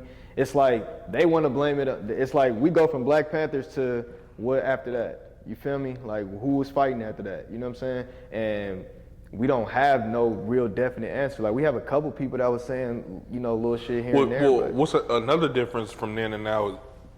In even the 80s and the 90s, the crack era, or whenever it was, the 80s, did we have a leader at that point that you know of? Because I know we don't have one now. We don't have back then when they were fighting, we had leaders. Yeah. Whether it was you was on MLK side or you was on the But that's what I say. That's why I say we didn't have no structure for a lot of time. But so do we blame our parents for that though? I'm not gonna say we blaming I'm not necessarily say blame our parents. What I'm saying is that the timing of we had the slave trading, and from the slave trades to the Million Man marches and the marches and people fighting and saying fuck that, to the fact that people just let life go, to now we seeing cop brutality. What I'm saying is that over those times, the cops, the politics, everything has just been getting worse because we've been allowing that shit for so long. At what point are we gonna say, nah, this ain't how it's about to go? Just like Nino, like people don't even notice when Nino Brown said, ain't no Uzis in Harlem. Like, you feel me, this shit bigger than me, woo woo, because he's basically saying like, bro, I'm getting supplied with this shit from a bigger person. How the fuck how you think this shit got here? I don't got no boats. I don't have no exporting, none of that type of shit. So we have to look at that and accept like, okay, this is what was planted in here. You feel me? We know that it was plants. We know that they put different type of people in the hoods to pollute us. We even had some black motherfuckers that was speaking about shit, telling us to fight for shit that wasn't really important. Right. You feel me? So we know this, we understand this, but we haven't admitted it yet. That's what I'm saying. I'm saying we still make excuses of, oh well, when they was doing this and but we'd only do this because of it. No, bro. No. If a nigga kill you, you kill him and you go to jail, you can't go to court and say, oh, he killed my cousin. You're going to jail. Right. Two wrongs don't make a right. For sure. So if we the superior people, like we say, we the motherfuckers that made this earth basically, and even God being black. You feel me? I mean, Jesus being black, you know what I'm saying? And that's a whole nother situation and subject, you know what I'm saying, that, you know, we don't pay attention to. But at the end of the day, I personally feel like we don't fully take responsibility. And I'm one of those people, you feel me? It's a lot of shit that happens in life that I don't take responsibility for that I know I should, you feel me? As a man and as a black man, period, you feel me? Like, even the differences, right? This day and age, people don't even see the importance of grandparents. This day and age, people don't even see the importance of communities. I remember when I could go to my neighbor's house and kick it, they could watch me while my mama was at work. Right. I could run around the apartment building and I know every adult watching me. Right. You feel me? It ain't no, oh, this your kid, nigga, these our kids. Right. It ain't like that no more. Right. You feel me? That's why we so compassionate being older and shit. Our generation hella like, you feel me? Like we try to play that hard shit, but we got a lot of love, bro. We got a lot of love in our generation, bro. And I think, obviously, I'm only, I'll be 30 soon, but. I'm 31. Okay. Just turned 31. So that's why I say, like, we got that. We got the experience going to your grandparents' house, sleeping on the floor with all your cousins, and then they don't experience that now, bro. They barely get to go to each other's houses. You feel me? You feel me? Like, it's different now. Oh, I don't want nobody watching my kid, woo. Right. But it's, you taking the family away. You taking the community away. You taking the growth. Like, I go to the Boys and Girls Club on 86, and ain't even no kids in there, bro. I remember it used to be packed. Ain't no kids in that motherfucker. I be trying to figure out what can we do to bring the kids back to that motherfucker. Right. You feel me? Because that's the shit that made us. That's the shit that made the Dame Lillards, the Marshawn Lynch's, bro. The Marcus Peters, bro. Them fucking centers, all them youth programs, all that shit, bro. That's what made those people, bro. Yeah, you're right. That's what created the mentalities that they have, bro. And seeing the shit that they saw and seeing it was another route. Nowadays, bro, there ain't no other route. Kids can't go to the Boys and Girls Club. It ain't shit in there. I ain't about to come up here. I'm about to go to the studio. How I get in the studio? Oh, I gotta get some money. How I get some money? Oh, I can go hit. I can go pimp a girl. I can go, feel me, sell some drugs or something. I can go bip real quick. I can go rob me a nigga and give me some quick money. I ain't never seen so many 17-year-olds riding foreigns, bro. It's crazy. Feel me? Back in high school, bro, I didn't even know too many people that drove. Right. You feel me? These little niggas is riding foreigns, nigga, big $30,000 chains on. You going to fucking first period. Right. It's a different era, you feel me? And we are fucking these kids up, bro. It's just, our kids was crazy. Our kids is into technology hell much. So they're gonna be a whole different type of breed. But I feel like in order for them to excel, we gotta change the teenagers and shit we got now. Cause them gonna be the motherfuckers that's gonna be trying to convince our kids to come to the streets. Me coaching at Mac, I see what you're saying directly. Like you said, these kids come into Mac in red bottoms, and I never had, to this day, I don't want a pair, but I've never had a pair of red bottoms before to this day. The shit. But it's just like that becomes normal, and it's just like. And people don't see a problem in that. People be like, man, let them little niggas get their money. For me, I feel like the way that we change the world, right, and stop everything that you're saying is the problem, is we start with our kids. Right. So like with my son, there's a way I raised my son, and now I just had a daughter. Like there's already ways of stuff I'm trying to do different that, like I'm trying to have property here soon. Yeah. We didn't get those type of things. Hell no. You see what I'm saying? So we were already starting the game behind. Yeah. We starting the race at the bottom of the hill. Everybody else at the top. I teach my kids how to design clothes now. I tell them that this your business now. Like my oldest son, I'm about to buy him some business cards with his name on it. Is that the one you did the music song? The song with. You That's feel dope. me? And he's starting to pick up on different stuff. You feel me? He just figuring out what he like to do. But I let him do a little bit of everything, But I always tell him, you don't gotta be me. You could be way better than me. You like computers and shit. You like to put shit apart and take it together. Do that. You know what I'm saying? That's gonna be making way more money than a rapper. Did you put that song out that he did? Not yet. Not yet? Nah, he still gotta make sure his grades is right. We gonna do it step by step, you feel me? So how'd you come up with that idea? Because he always asking to come to the studio and stuff. So he wanted to do music? Yeah, he wanted to come to the studio. Okay. For sure. He be writing his little raps and stuff like that. So I had told him I was gonna bring him, and I was supposed to have him and his brother, and the situation happened. I didn't end up getting his brother, so I'm just take you to the studio. And then I ended up letting him record, and I just seen how he was feeling it. And I'm like, all right, so this gonna be a thing. As long as you keep your grades up, whatever, then you could come record like 2 songs a month. You feel me? And and then when I see the report cards that they good, shit, we fuck around, shoot you a little video or something, just to give you something to do, like, you feel me? Oh, that's dope though. And you never know, like he might fall in love with music. I don't want him in it though. Even if he doesn't do music particularly, he can find something from that lane. Whether it's shooting videos, whether it's I just don't making want him, beats. I kind of just don't want him in that industry, like being It's a part tough. of it. It's like tough. being a part of it, I don't, cause like these kids is like soft nowadays, kind of like, even though they might fight, they might do all that shit, but emotionally, like all these kids is like soft, like they really in tune with their feelings, you feel me? So when we grew up a little bit differently, so it's like a motherfucker could tell me, oh yeah, that shit don't look good, or that shit weak, whoop, whoop, and I won't personally take it a certain way, but a kid coming up nowadays, they can't take that. That'll kill their whole career. That'll kill their whole dreams of everything, you feel me? So I want him to ease into it, let him, you know, do what he do, because I see a lot of people who have their kids rapping or trying to make their kids play a sport or something, and their kids just not happy. Right. Like, you could see it. They want to do everything but that. But, you know, so I'm trying not to get it like that.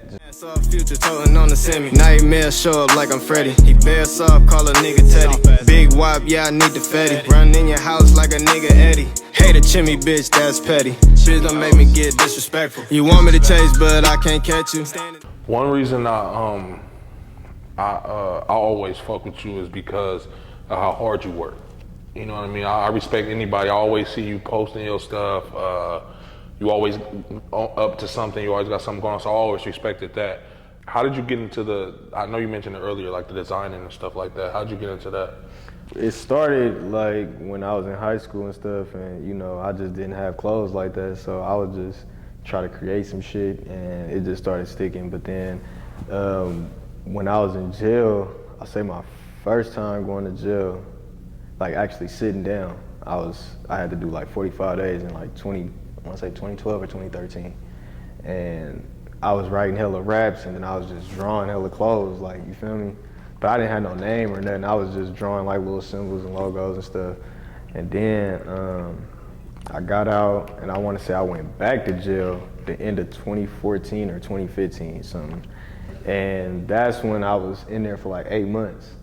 So it gave me a lot of time to really just sit, think, you know, just plot. And it started off as just wanting to do hats. Like when I got out of jail 2013, and after I did that 45 days, I came home and I was just making hats. It was crazy, my nigga Cooley, he got the only pure hat ever made. Like the first one, he still got it. Like, I gotta try to get that motherfucker. But go ahead, I'm sorry. That's like that. So when I was sitting in jail, I'm like, man, I gotta figure out ways to make money other than committing crimes, you feel me? So I'm like, man, I know motherfuckers be making clothes, but it's just how you do it.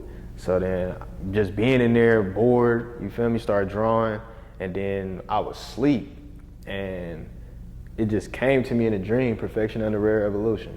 That's what PURE stands for? Yeah. Perfection. Under rare evolution. Perfection under rare evolution. So I just woke up and I wrote it down, and I went back to sleep. And then when I woke up, I just started doodling, and from there it just went on. So I had the idea probably like 2012, 2013, drawing, doodling, but I never really did nothing with it. Like I still was just focused on full rapping. I didn't really know too much about what to do with clothes and how to go about it or nothing. So I just did that. So then when I did my last time, when I went to jail 2016, and I didn't know how much time I was gonna get.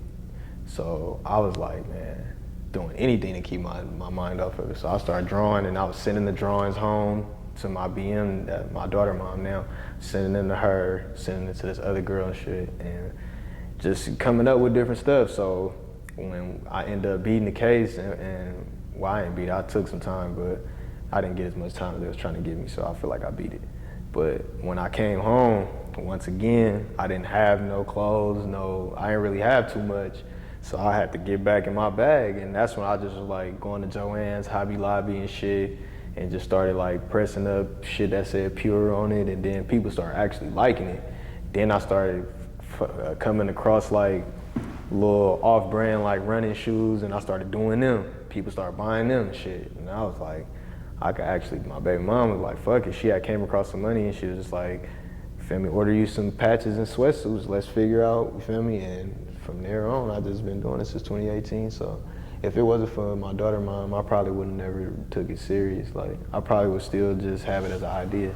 I probably wouldn't have even took the time to make, cause I thought it was just so impossible, you feel me? And you know, when she started telling me like about different crafts and all that, then I was like, okay, I could do that shit. And I just started doing it. Then I started doing it with regular Hobby Lobby patches. And then from there, I started Googling how to make my own patches and do all this, and that's when I started finding out more information. So. That's what's up, bro. That's dope. So what is it again? Perfection under rare evolution. Okay, perfection. And it just means that, you know, we the rare evolution of people, you know what I'm saying? Because we thinkers, we creators, and, you know, we set the tone for the world, you know what I'm saying? Creatives set the tone, you know what I'm saying? No matter what. So we the rare evolution, and we the ones that's pushing for perfection, you feel me? And we're trying to teach people that perfection is what it is to you. It doesn't matter what you see in me, it's what I see in myself, you feel me? And as long as you feel that you perfect within yourself, then you pure.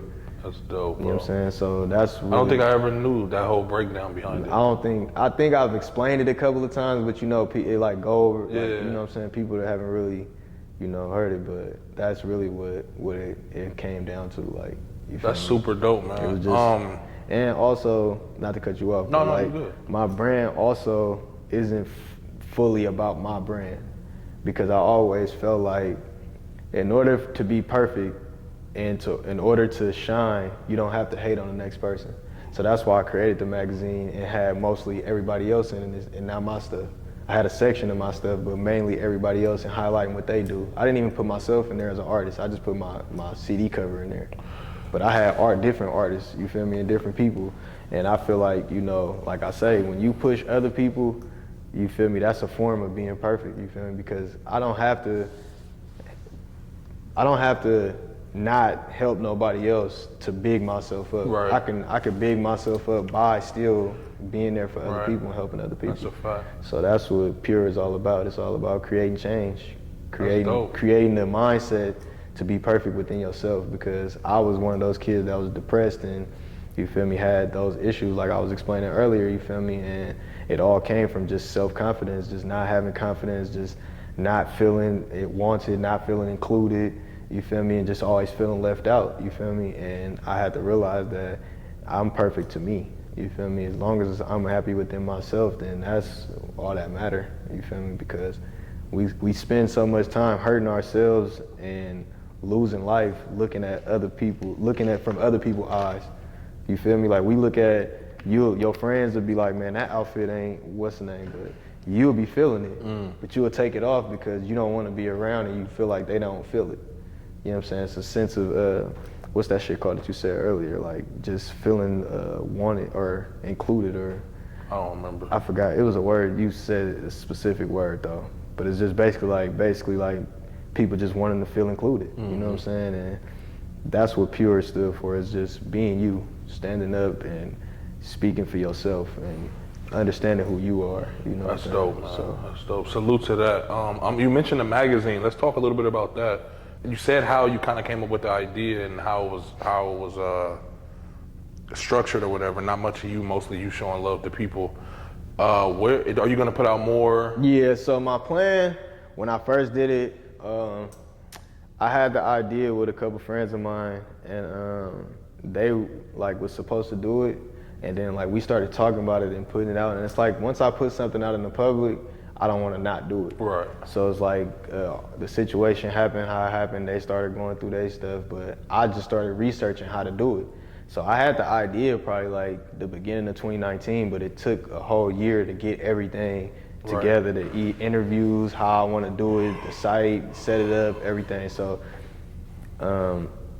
it came about really just wanting to show love, bro. Just wanting to do something different. Like, you feel me? Fashion, like, you don't really see a lot of fashion magazines or music magazines no more. You don't really see printed magazines, period. Right. Or digital, you feel me? It's rare, like, you gotta have a cult following already, you know what I'm saying? And I feel like just in the Bay Area, we don't have that, period. Right. You know what I'm saying? Like, we got Dope Era magazine, but other than that, like, Rap Bay, I mean, not Rap Bay, but All Bay, like, we got that kind of shit, but I'm talking about like, that's like our age, you feel me? People that's talking about what we talking about, the artists that we want. It's not even about money. Like everybody that was in there, I didn't charge, they didn't charge me, we just did it. I just asked for the photos, asked for the clearance, that was it. dope. You feel me? Like, even some of those brands I had a jersey that I had made for my birthday with everybody brand on it. Oh, wow. I don't think I saw that. I got a jersey, I'll show it to you. I got a jersey with, I got a patch from hella brands. That's dope. From everybody, but the idea came about was I wanted to make a shirt that said Oakland Fashion on it and have every brand listed on the back. But the problem was when it came down to making them, it was more so who gonna get what, because some brands are bigger than the others. Right. You know what I mean? So it was kind of like, you know, it just went into a dead situation. But I got the jersey out of the situation, and I told people, like, if you want the shirt, then I'll just make it for the designers. You know what I'm saying? Because I was trying to have it. The original plan for the cover was to have Ariel, Mark, as like in the front, the stylist, and then have all the clothing designers wearing the shirt in the back. That was supposed to be my cover. That was my original cover. You feel me? But seeing that shit didn't play out how it played out, then I just put Ariel and her daughter on it. You feel me? And just went on about it like that. That's what's up. So do you know a time frame of when you're gonna drop the next one? It's a link in my bio and stuff. So if you just click the link in the bio. I don't really know the full. Right. It's that, like, if you look at my pure bio, you can click my link tree, and it got the link to my Shopify and to the magazine for you to look at it. I'm thinking about trying to do another one like maybe March or April. You feel me? Because I'm seeing a lot of brands dropping new shit. I'm seeing everybody getting their photo shoots together. Like, you know, everybody got some money right now, so everybody getting their shit together, you feel me? So I'm letting everybody get their quality and how they want it, so that way when we put it back out and do it, because like the last one, I didn't get to interview like Bellino, Wild Boys, Diamond Heist, you feel me? Like, them all my folks, so I'm gonna put them on there next time, you know what I'm saying? And focus on them. I had them featured last time, so I'm gonna put it in, try to get one with Fab, you know, for dope air and stuff. I'm trying to get Fab on the show too, man. I'm trying to get that. Man, that's just really with that's really it, man. That's dope.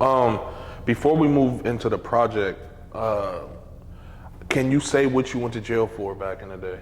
So my first, if you want, all my charges had to do with robbery or burglary. Robbery or burglary. Except for 2015, I went to jail for high speeding. Okay. And it was a gun in the car, but I only pleaded out to the high speed though, and they threw the gun out. Okay. And what's the longest you did at one time? I think it was 11 months. 11 months? That was the longest I did. Okay. Yeah, and that time I was facing like 8 years. Sheesh. For a robbery that went bad. Nigga said too much, you know, and put my name involved, and yeah, so. I feel you. But most of my shit was just burglaries and shit, and then, like, that was just it, really, just bipping. So let's get into this new project, man. When did it dropped? What date did it drop? Oh, hold on, let me say this though. Yeah, of course. All y'all out there that's bipping, hitting weed licks, all of that type of shit, right? People don't know that we never get away with nothing. You feel me? And I learned that when I went in there. And I'm gonna tell you, right? I went in that motherfucker, they had the Real Repty logo, talking about we was a gang. I'm like, bro, this is a rap group. What are you talking about? Swear to God, bro. Swear to, on everything I love, bro. Went in there, they started, you feel me, when we was on the news, when they was looking for killing, and then when they finally caught us, I was in the car with them, so they had us all on the news. When we went to jail, they started talking about Real Repty and all kind of shit. You feel me? But I say that to say, you feel me, people posting all this shit on Instagram, posting everything on social media, bro, I tell you, they got that shit, bro. Like, people think that they not hot or whatever. I ain't telling you not to get your money, but just watch how you do shit, bro. Especially you young niggas, bro, because a lot of the older niggas using y'all as crash dummies, bro. They not telling y'all the game.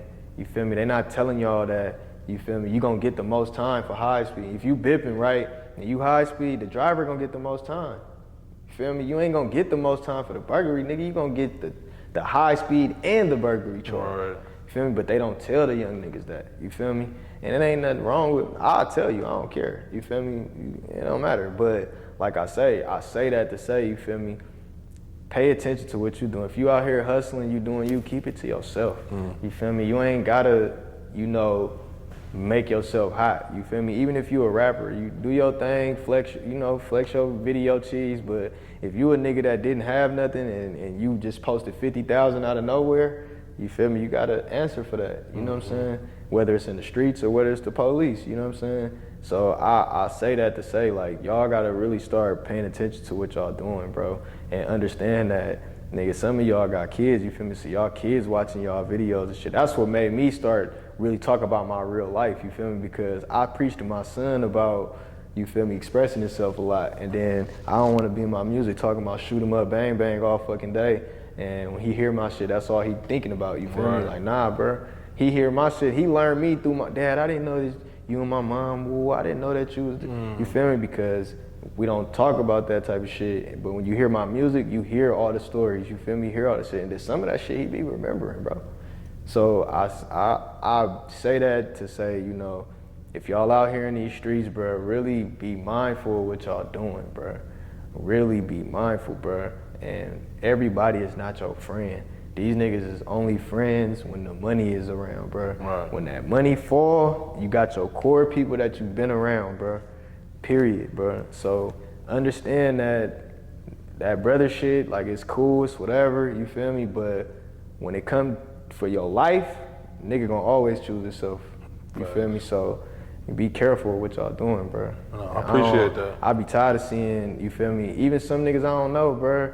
I be tired of seeing people, family crying on social media, hella posts and shit. Nigga, I see that shit twice a week. Yeah, too you feel much. me? It's a nigga dead twice a week. And it seemed like what was going on now, that shit's spiking up again. It seemed like it was quiet for a little while, but man, that shit's spiking up because everybody flexing, bro. Yeah. Niggas out there hungry. And everybody, you gotta think, bro. Just because everybody flexing don't mean everybody hit. Right. You feel me? There's still wolves out there. It's still wolves, bro. It's still some niggas flexing with their partner money just to try to knock a bitch real quick. Right. You feel me? It's still that shit going on. So you gotta be mindful, bro. Everybody, I understand everybody wanna live, you feel me? But you're not taking these risks. See, I didn't learn that I wasn't taking these risks for nothing. I was taking these risks and just trying to shine, have fun, kick it. That's what I did my whole 20s. Went in and out of jail and blew money. For what? What I got to show for? I'm 31 now. What other than the shit that I have, like, what real steps did I take? You feel me? My rap career is a little bit ahead. Clothing is a little bit ahead. But I could be way further. Right. You know what I'm saying? And I say that because there's a lot of talent out here, bro. It's a lot of you young niggas that got talent, bro. And I don't want to see y'all throw y'all shit away trying to keep up with the streets, bro. A lot of these niggas is broke. They just pretend like they got it. Niggas be acting like they spent 30 on the chain. They didn't, bro. That shit don't cost that much. These niggas is got SI diamonds. They ain't gonna let you test them motherfuckers, Right. you feel me? So I say that to say, like, and I'm speaking to niggas my age and myself when I watch this, bro, because I get caught up in social media sometimes. Right. I just was talking to my partner the other day, like, bro, why you don't come around like that, bro? You niggas up. You niggas is up. I'm talking about too far gone up. Like, nigga, I'm doing cool, but I ain't, you know what I'm saying? Yeah. I don't want to come around. Y'all niggas spending 20 on a whip, nigga, every day if you want to. I ain't about to do it. You feel me? So you got to know your limits. You got to know your speed, bro, and you got to understand that. You feel me? Most of y'all only like 17, 18. Some of y'all 21, 22, bro. Y'all got hella time, bro. You feel me? I rushed my life because I didn't think I was gonna make it this far. Right. You feel me? A lot of people I know died. You feel me? Or in jail. So I didn't think I was gonna even see 30. A lot of the exes, you can ask them, bro. Like, they'd tell you, I didn't expect to see 21, 25, or 30, bro. Wow. Like, I was, all right, it's my birthday coming, shit, I'm probably gonna die on my birthday. It's crazy. Feel me? That's Nigga. crazy to even have that thought. Bro, dead ass, like, yeah, I this is believe it. real shit though, like, so that's why I say, like, don't hinder yourself, you feel me?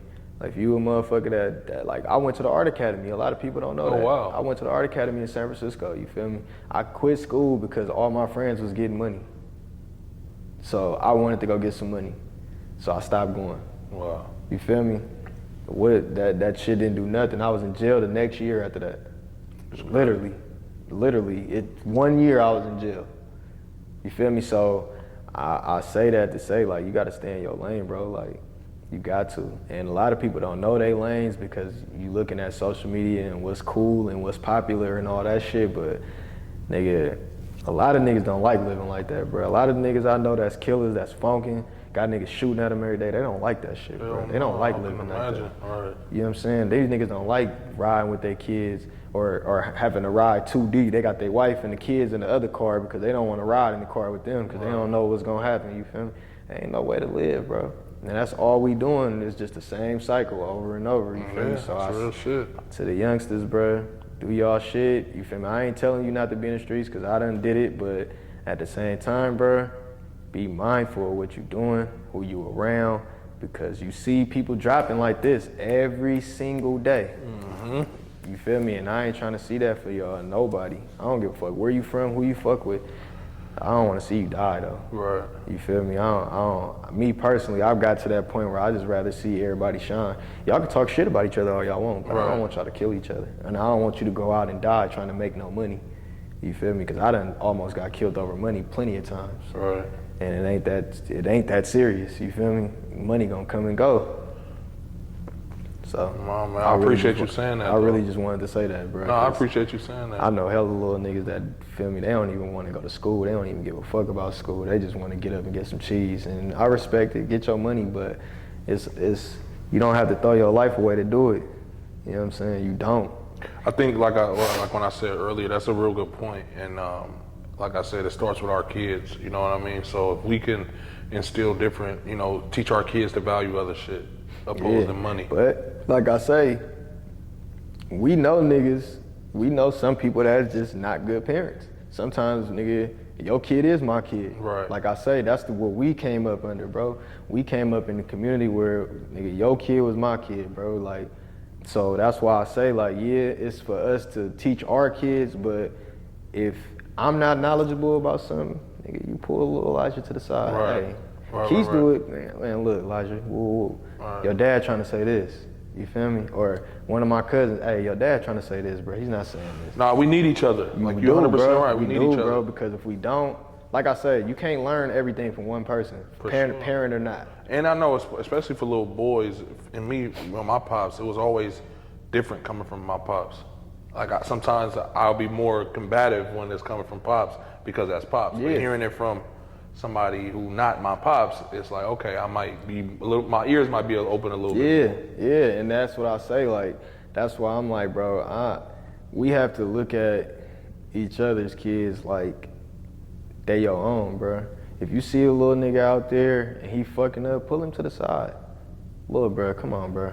Oh, yeah. Oh, what you doing? We was at an event at the lake, bro, having hella performances and shit. These little niggas up there start funking and jumping one of the little niggas. So we get some gloves, nigga. Y'all want to fight? Fight. They didn't want to fight, but y'all just jumped him.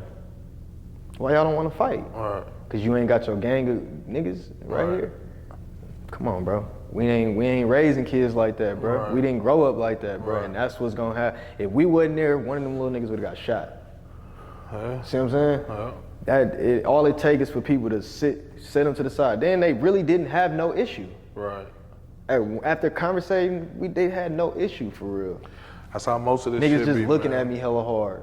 Like, come on, bro. Yeah. Everybody looking at everybody over here, bro. Right. We chilling. You feel me? But it's just something simple as that.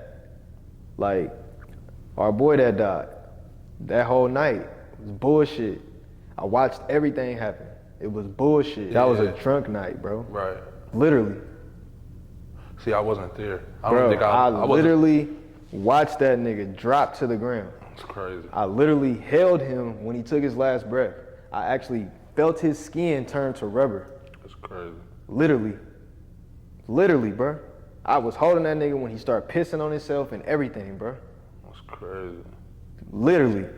All that shit because niggas got drunk and niggas started talking about, you ain't from the streets. Nigga, you ain't from the streets. And that shit turned into that. It's crazy. So when you see that and you grow up seeing shit like that, that's why I got the mentality I got now, bro. Cause it's like, nigga, I used to harm myself and I see my people harming each other. Right. I've done harm. I've had harm done to me. Right. But where is we getting? Right.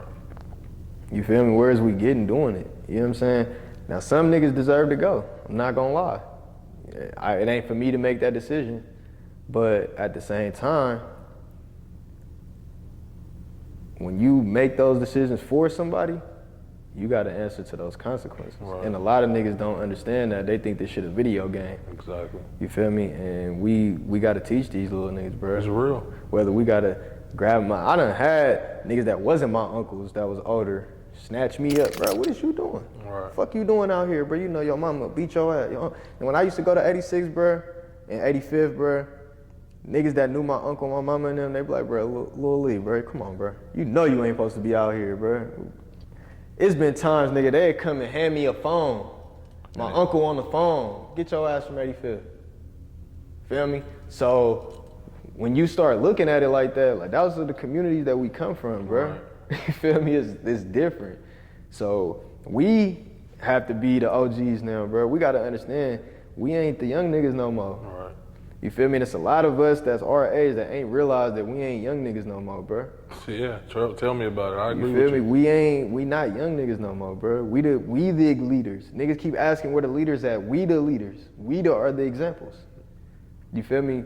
And that's why I say, bro, like we headed in the right direction, but in the wrong direction. We got half of the people that understand what's wrong and just not speaking on it.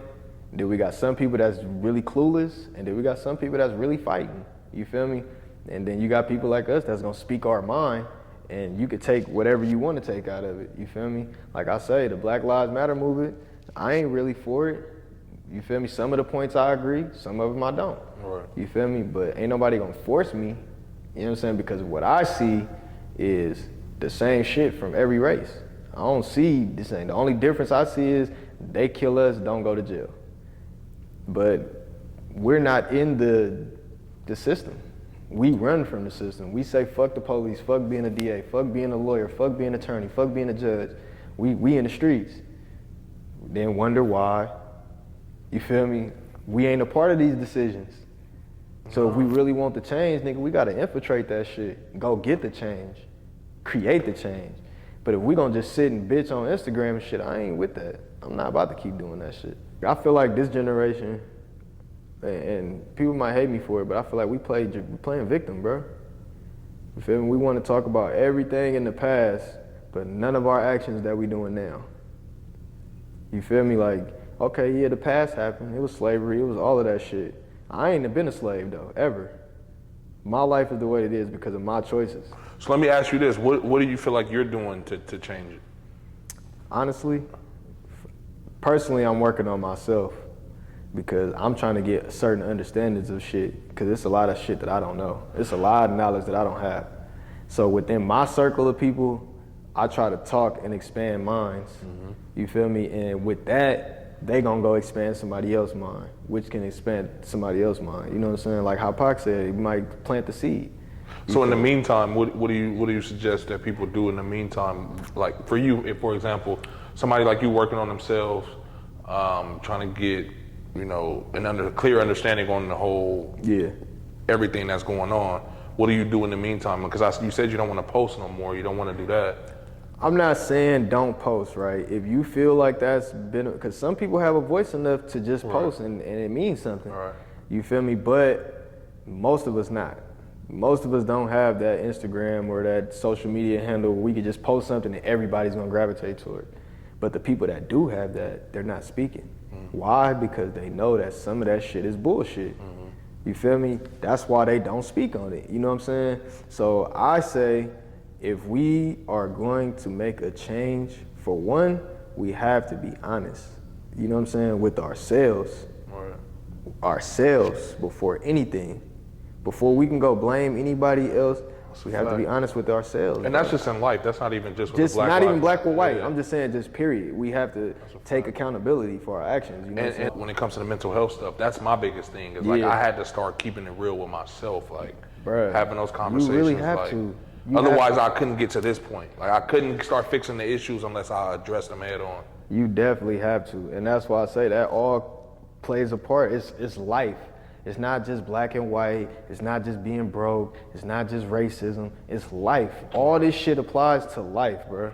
Everything that we talk about applies to all around life, not just racism, not just none of that. So that's why I say we have to take accountability. We have to take accountability for ourselves. Okay, yeah, like I say, the police is killing us. They not going to jail. You feel me? And we know that. So if we not about to go infiltrate those systems, stop complaining about it. That's just how I feel. You feel me? That's just like, nigga, you going and you staying in certain spots that you know keep getting broken into, but you keep putting your shit in there. That's like people that get their car built. You know that it's, you know they breaking in cars. Don't leave shit in your car. So when people leave shit in their car and they get broken into, I don't have no sympathy for you no more. Because they have signs and shit everywhere that tell you don't do it. You feel me? So it's like, you basically like, fuck that, it ain't gonna be me. And that's how we live, like, shit, that ain't me. Shit, they killed that nigga, they ain't got nothing to do with me.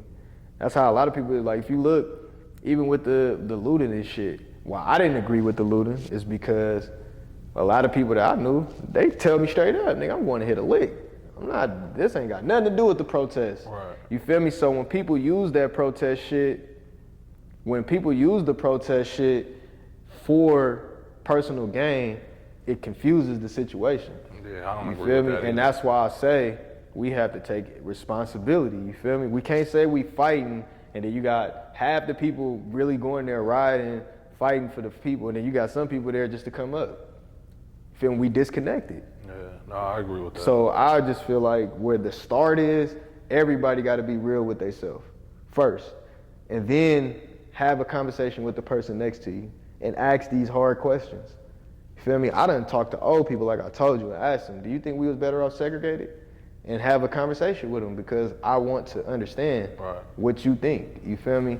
And if I understand what they think with their history, then I know how to move forward. You feel me? Because I ain't gonna make their mistakes. Where did y'all make a mistake at? Oh shit, we let the drugs get a hold of us, we did this. We knew that drugs was bad, but we was still doing it. We seen the effects that was going on, but we was still doing the shit, woo woo. Okay, that's why I say, like, people say, oh well, how you was asking me earlier, can we blame our parents? No, you can't, because it was there. Just like the pills and the syrup and all that shit is here for us, but it's self-control. We have to take responsibility because nobody made you do these drugs. Nobody made me sip syrup. Nobody made me hit licks. My mama didn't raise me that way.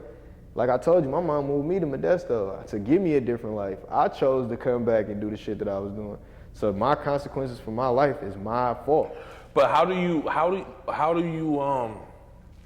again, when you start the game off when you start the race off at the bottom of the hill, everybody else starting at the top. So you're trying to find any way to make this even playing field when it comes to getting money. So if I'm a kid who I grew up in the hood, I don't have much or whatever, and like you say, I go to school every day, I don't have clothes. So what if I'm not creative enough like Paidro Classic to design clothes and get creative?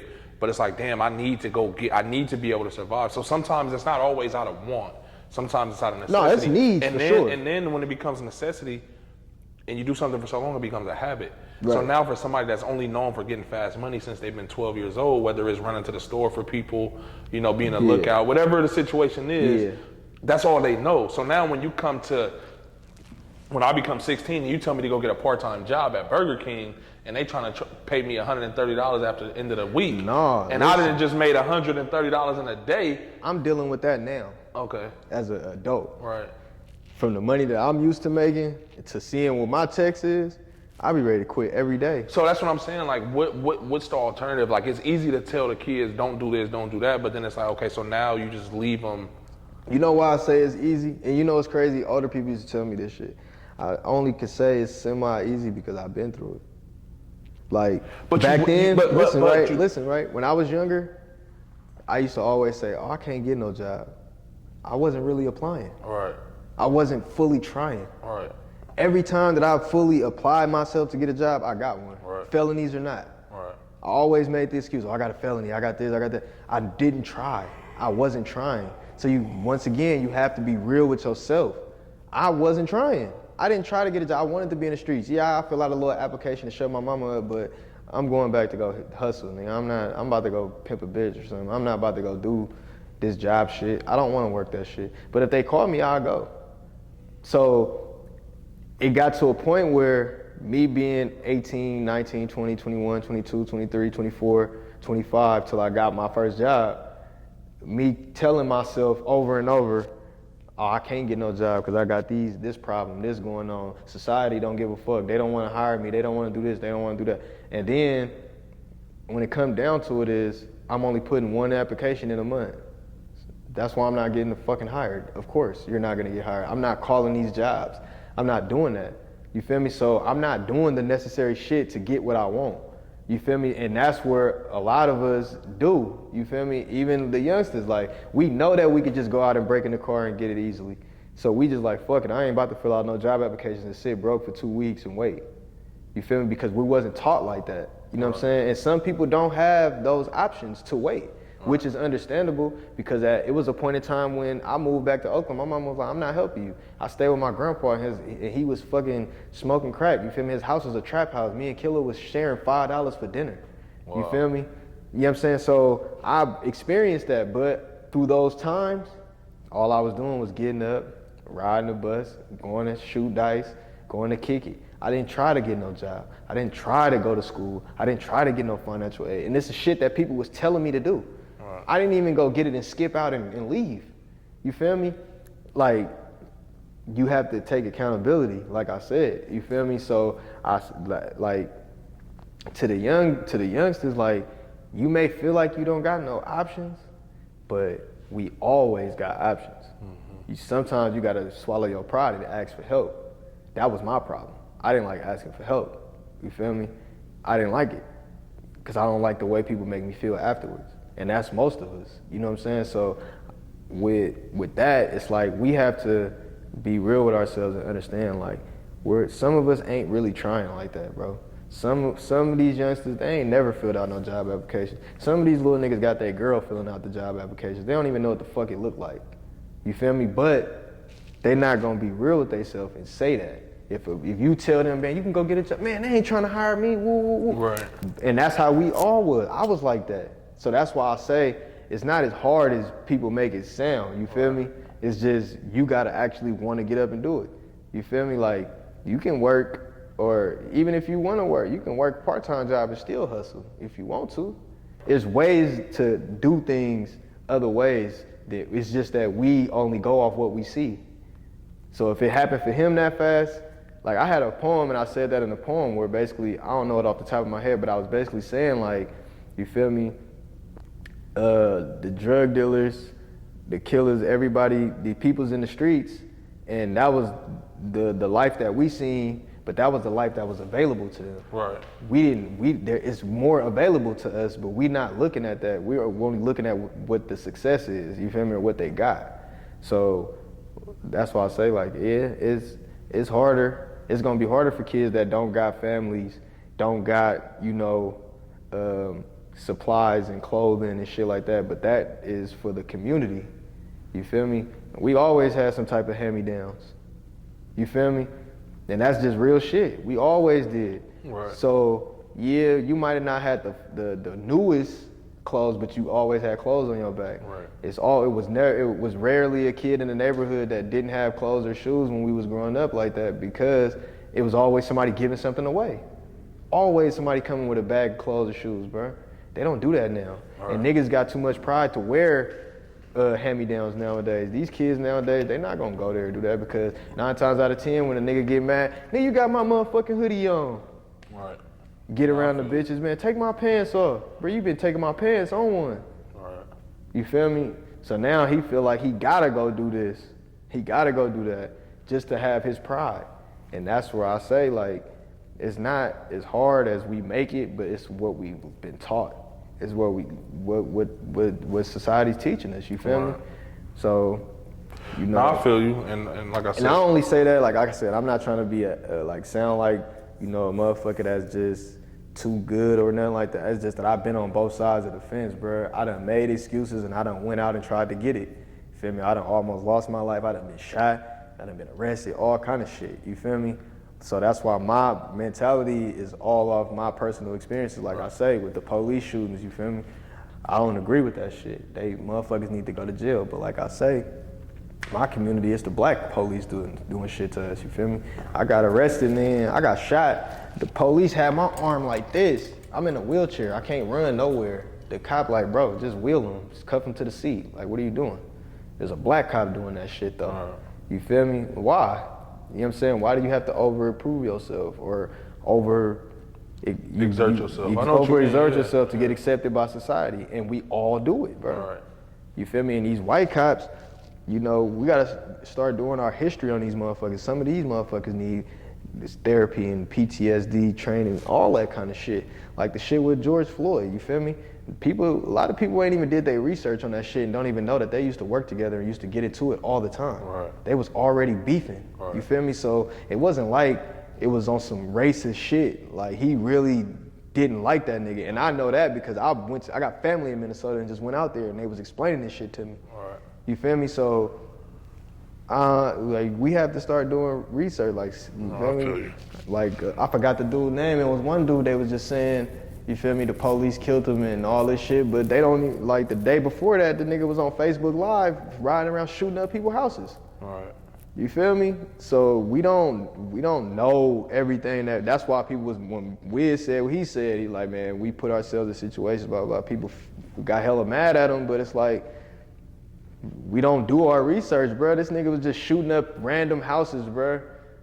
And then the police caught up to him. He was an army vet or some shit. So they like, oh, he killed him. He died. He went to the war for y'all and y'all killed him. But nigga, he was just riding around shooting up random houses. Like, Right. what is y'all talking about? Right. You feel me? What did y'all think was gonna happen?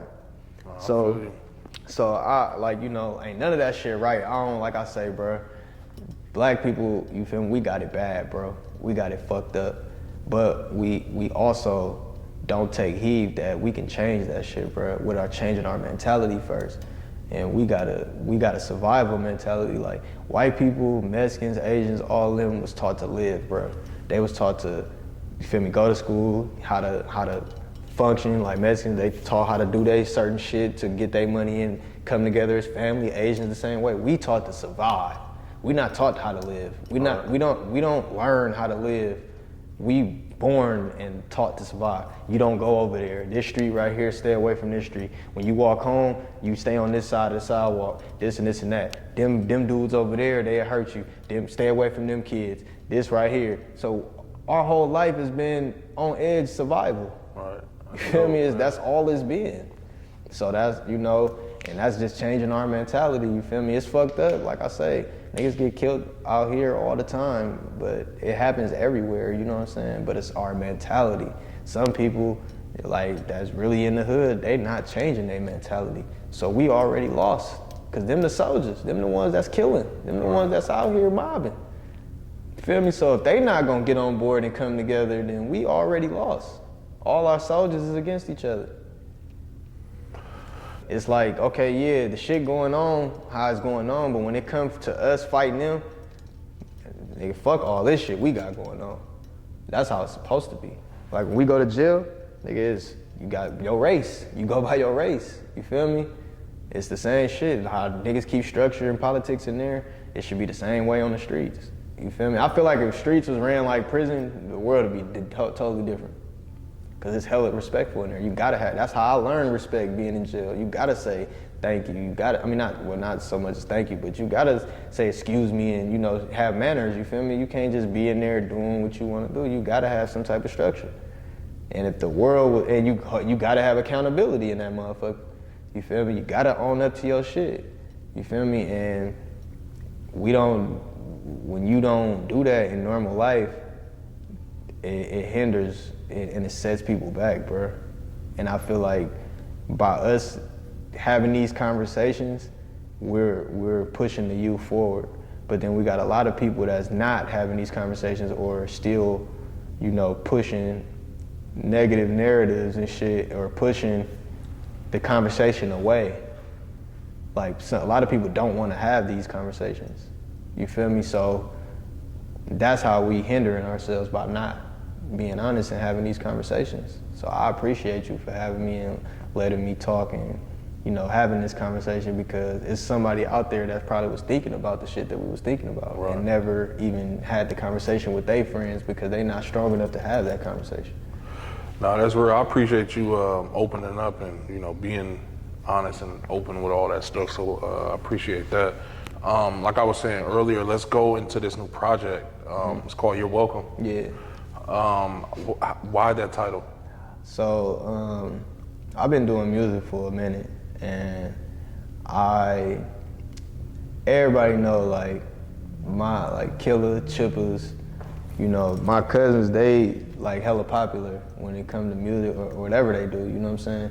And I always felt like I was the one that like people listen to, but I was always the one in the background kind of like, but I was always like that, you feel me? Like I never wanted to be the nigga.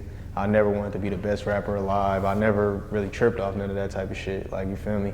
So, you know, as I got older and I started putting more of my emotions in my songs and shit, I wanted people to learn me, you feel me? And then I realized that, you know, with the generation that we in, it's just all about what you got, what you could show, money, all that kind of shit. But, you know, music is everlasting, so no matter what, the words that I spit is always gonna be relevant, you know what I mean? So what I named it You're Welcome is basically me giving myself a thank you in the future.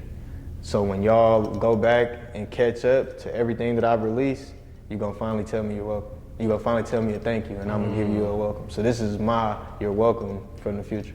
Oh wow, that's dope. Basically, that's so for dope everything concept. that I'm putting out, from everything that I ever released. If God forbid, if anything ever happened to me, because you know that's what usually how it go. Right. Go back and they start listening and realizing that I really did have that talent. This is, you feel me, You're welcome for the thank you gonna give me later. So that's where that came from. That's dope. 17 songs, if I'm not mistaken. Yeah. I really liked, is it Don't Copy? Yeah. I like that a lot. I like Practice What I Preach. Yeah. I like that a lot. I did that video. The video's out? Yeah, we did that video. We did Practice. So I did the intro, Practice What I Preach. I just shot Forgive Me, Father. We did. I like that one too. We did. Forgive Me, Father, I believe. It's one more, I can't think of the name, but What's crazy is Forgive Me, Father, I wrote that the first day I went to jail, and they told me, like, so, like me and my brother, my cousin, we got kind of the same name. So when I went to jail, he was being charged with a shooting.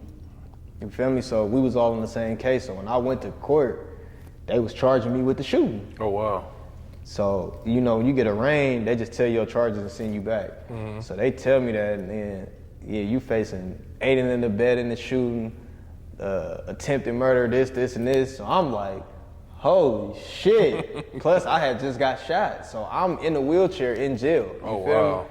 So, bro, they send me back. First thing I do, get the pencil, start writing. And I wrote Forgive Me, Father. That was when I wrote that song. That's what's up. First day in jail, and then I wrote that song, and then I didn't write shit else until I found out like how much time I had, and then after that I just was writing, drawing, all type of shit. But until you know what, like, bruh, that was crazy. That was crazy, bruh. Cause I know what was supposed to happen, but I got a second chance. And it opened my eyes, you feel me? Like, I know, like, I ain't supposed to be sitting right here right now. Wow. You feel me? So, and it could have went hella different ways, because one of the niggas that we was with got shot while we was hitting the lick, so he could have died. They would have charged you with that. that. Got a murder charge, you feel me? Like, it shit could have just went totally hella different ways, bro, and I'm just happy that, you feel me? Well, salute to that. I mean, obviously we don't want nothing to happen to you, so we're glad you got through that. Yeah, appreciate it. So that's why, you know, like, Practice What I Preach, that came from that. Forgive Me, Father, that came from that. You feel me? Just those experiences is what create those type of songs. You feel me? Because it's just like I say, like I tell the youngsters, like, be mindful of what you're doing, but then I could come up on 10,000, 20,000, and I'ma fuck around, be on Instagram or in a video Right. posting that shit. You feel me? Knowing I'm not supposed to. You feel me? Like, we started Don't Copy video, and we had hella money, and I had hella money in the video. And the whole video, I was uncomfortable because I don't like showing money in videos and shit. You feel me? But I'm like, I gotta do it just to get people to pay attention. Like, Right. you feel me? But I don't know, I don't like that shit. I don't like feeling, that's like one of the things where I feel like I'm compromising myself, like showing money and doing all that shit. I don't like that shit. I feel like I do that shit just to get people to pay attention to my music, you feel me? But when you listen to my music, I don't even really I be talking about real life. I got songs where I talk about the fly shit and all that, but for the most part, I be talking about life, shit that go on. I feel like any way you feel like you want to express yourself is acceptable. I mean, it's your art. That's the beauty to us being creatives, being in control of our own, how we want to put shit out. Yeah. One thing I would say is I feel like if you don't fuck with it, I say don't do it. I say stay true and honest to yourself. Definitely. And how you feel, because I think that'll make it'll not only come off more genuine, but if it catches, it'll feel better. Yeah. As opposed to if one of your videos where you showing money blow up, and you'd be like, man, I ain't even really feeling this shit. You know, it's crazy. I be feeling the songs like for vibes, but when I ride around and listen to music, bro, I listen to like shit that's more like you gotta listen to it. I don't listen to shit where you dance and Same here, yeah. You feel me? Like I'm not even a dancing type nigga, so me making music that make you dance just don't happen for the most part because I'm not even that type of person. Right. You know, so. What about what's next? Any projects coming that you working on? Any music? Anything? Clothes? Anything like that? So I got some new items dropping. I just dropped this hoodie I like today. that. That's actually. dope. That's dope. Me and 214 got a EP coming out. Oh really? Yeah, a lot of people didn't even know that. This now they know. That's what's up. Me and EP 214 got one coming out. It's called Classic 14. So. When do you know when it's dropping? We got all the songs done. We just need another studio session to get all the mixing and mastering, make sure everything sound right. That's cool. But it's pretty much done though. That's what's up, bro. Pretty much done. So we dropping that. I think I've seen videos of you two in the studio together. Yeah, we got, bruh. I'll let you hear some shit. Yeah, that's dope. That's what's up. But yeah, I got that coming, and then Killer's supposed to be coming home within the next couple months. So Right. me and him, we was talking about doing something with all of us, like the whole Repti camp, everybody. So we're gonna get that done, and then I'm probably gonna drop Go too. I don't know. I've been debating, like, do I keep dropping projects or do I just keep doing videos? You feel me? And just giving them singles. But by me putting out Your Welcome and the meaningful message, I feel like I should just keep dropping projects, just keep doing what I'm doing, and they'll catch up when they do. But this particular project, I think I shot like 5 videos off of it so far. So I'm trying to shoot as many as possible and then go on to the next project. But the next project, I got like 90 songs, so I got like 2-3 projects put up. Oh wow. Yeah, I got hella music put up. So That's what's up. Well, man, is there anything else you wanted to touch on before we close this out? So with the mental health and like me personally, mine was cutting and stuff. But I want to say the people that's out there that's dealing with any type of depression, cutting, suicidal thoughts or anything, that don't feel like you crazy. Don't feel like you the only person that's going through something in the world and feeling like the world is, you just got the weight on your shoulders. The reason why the weight is on your shoulders is because we put it on our shoulders. We take on so much stuff that sometimes we don't have to take on. We by people that's depressed, and me personally, like dealing with cutting and stuff like that, I overthink a lot. I think and think and think and overthink and create problems in my head sometimes. And I just want y'all to know, like, sometimes you gotta just take a breath and put the phone down, in my case, get out the studio, stop making clothes, and just go sit by the water and think. And not think about the problems. Think about what you wanna be. Think about how you wanna see your life. Like, what helped me a lot is that I used to visualize myself smiling a lot, because I wasn't used to seeing it. And when I did, it was a fake smile. You feel me? It's like, you have to be able to look in that mirror, and the first couple times you might shed tears, you feel me? Because you don't know what you're looking at. But you gotta understand that with all of it come growth. After the tears, you know, after the chest pains, the hurt, after losing people, the depression, it started to slowly go away. It started to slowly go up. You feel me? You gotta do things that mean something to you. Be around people that mean stuff to you. I mean, it's just so much more like, even if you out there and you feel like you need to talk, like, you can hit me personally for sure. I'll give you my number. I don't gotta know you, you feel me? Because I didn't have too many people to talk to like that, and I had to figure that shit out by myself.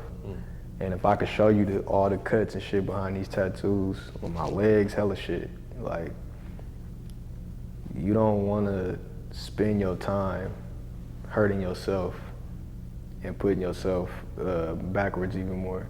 Because every time I picked up a knife or glass, whatever, I set myself back 4-5 years. And I don't want that for nobody. So don't ever feel weak. Don't ever, like, people will tell you, oh, suicidal thoughts is weak, or, feel me, harming yourself is weak, and it's a coping mechanism. And I ain't saying it's a right coping mechanism. You have to find one that works for you. And I'm looking directly in the camera just because I want y'all to see, like, how serious I am, because that shit really affected my life, you feel me? Like, that shit, like, I'm holding back tears now, but that shit, like, really fucked me up, you feel me, mentally, you know what I'm saying? But it also made me strong. So I say, like, anybody out there that's dealing with that, really take the time to learn you, figure out what's best for you, take the time to just breathe, you know what I'm saying? And because you'll get yourself anxiety, depression, all types of shit. Like, I barely could drive on the freeway. That's how bad my anxiety is. I take the streets everywhere. That's what took me so long. It only take 30 minutes to get here, you feel me? But I take the streets everywhere because I got bad anxiety. I start hyperventilating, all type of shit. Oh, wow. You feel me? Because I overthink. So sometimes you just gotta relax. And if you are a depressed person, getting high and shit, getting drunk, it's not gonna change the feeling. It's gonna numb it for a second. Like 2012, I probably popped a Molly every day for the summer. Damn.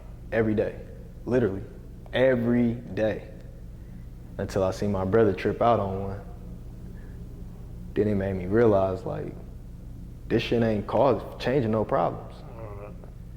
I'm just getting hella high, fucking up my body. I lost 30 pounds off that shit. Damn. You feel me? That shit don't do nothing. Drugs, all you gonna do is, cause it's never gonna feel like enough. And that's why it's a lot of people that OD. So, and I almost done did that. So, just open up, you know what I'm saying? Take it step by step. Find somebody that you could talk to, or find somebody that you don't know that might be going through the same thing like me, and we can get through it. Appreciate that, man.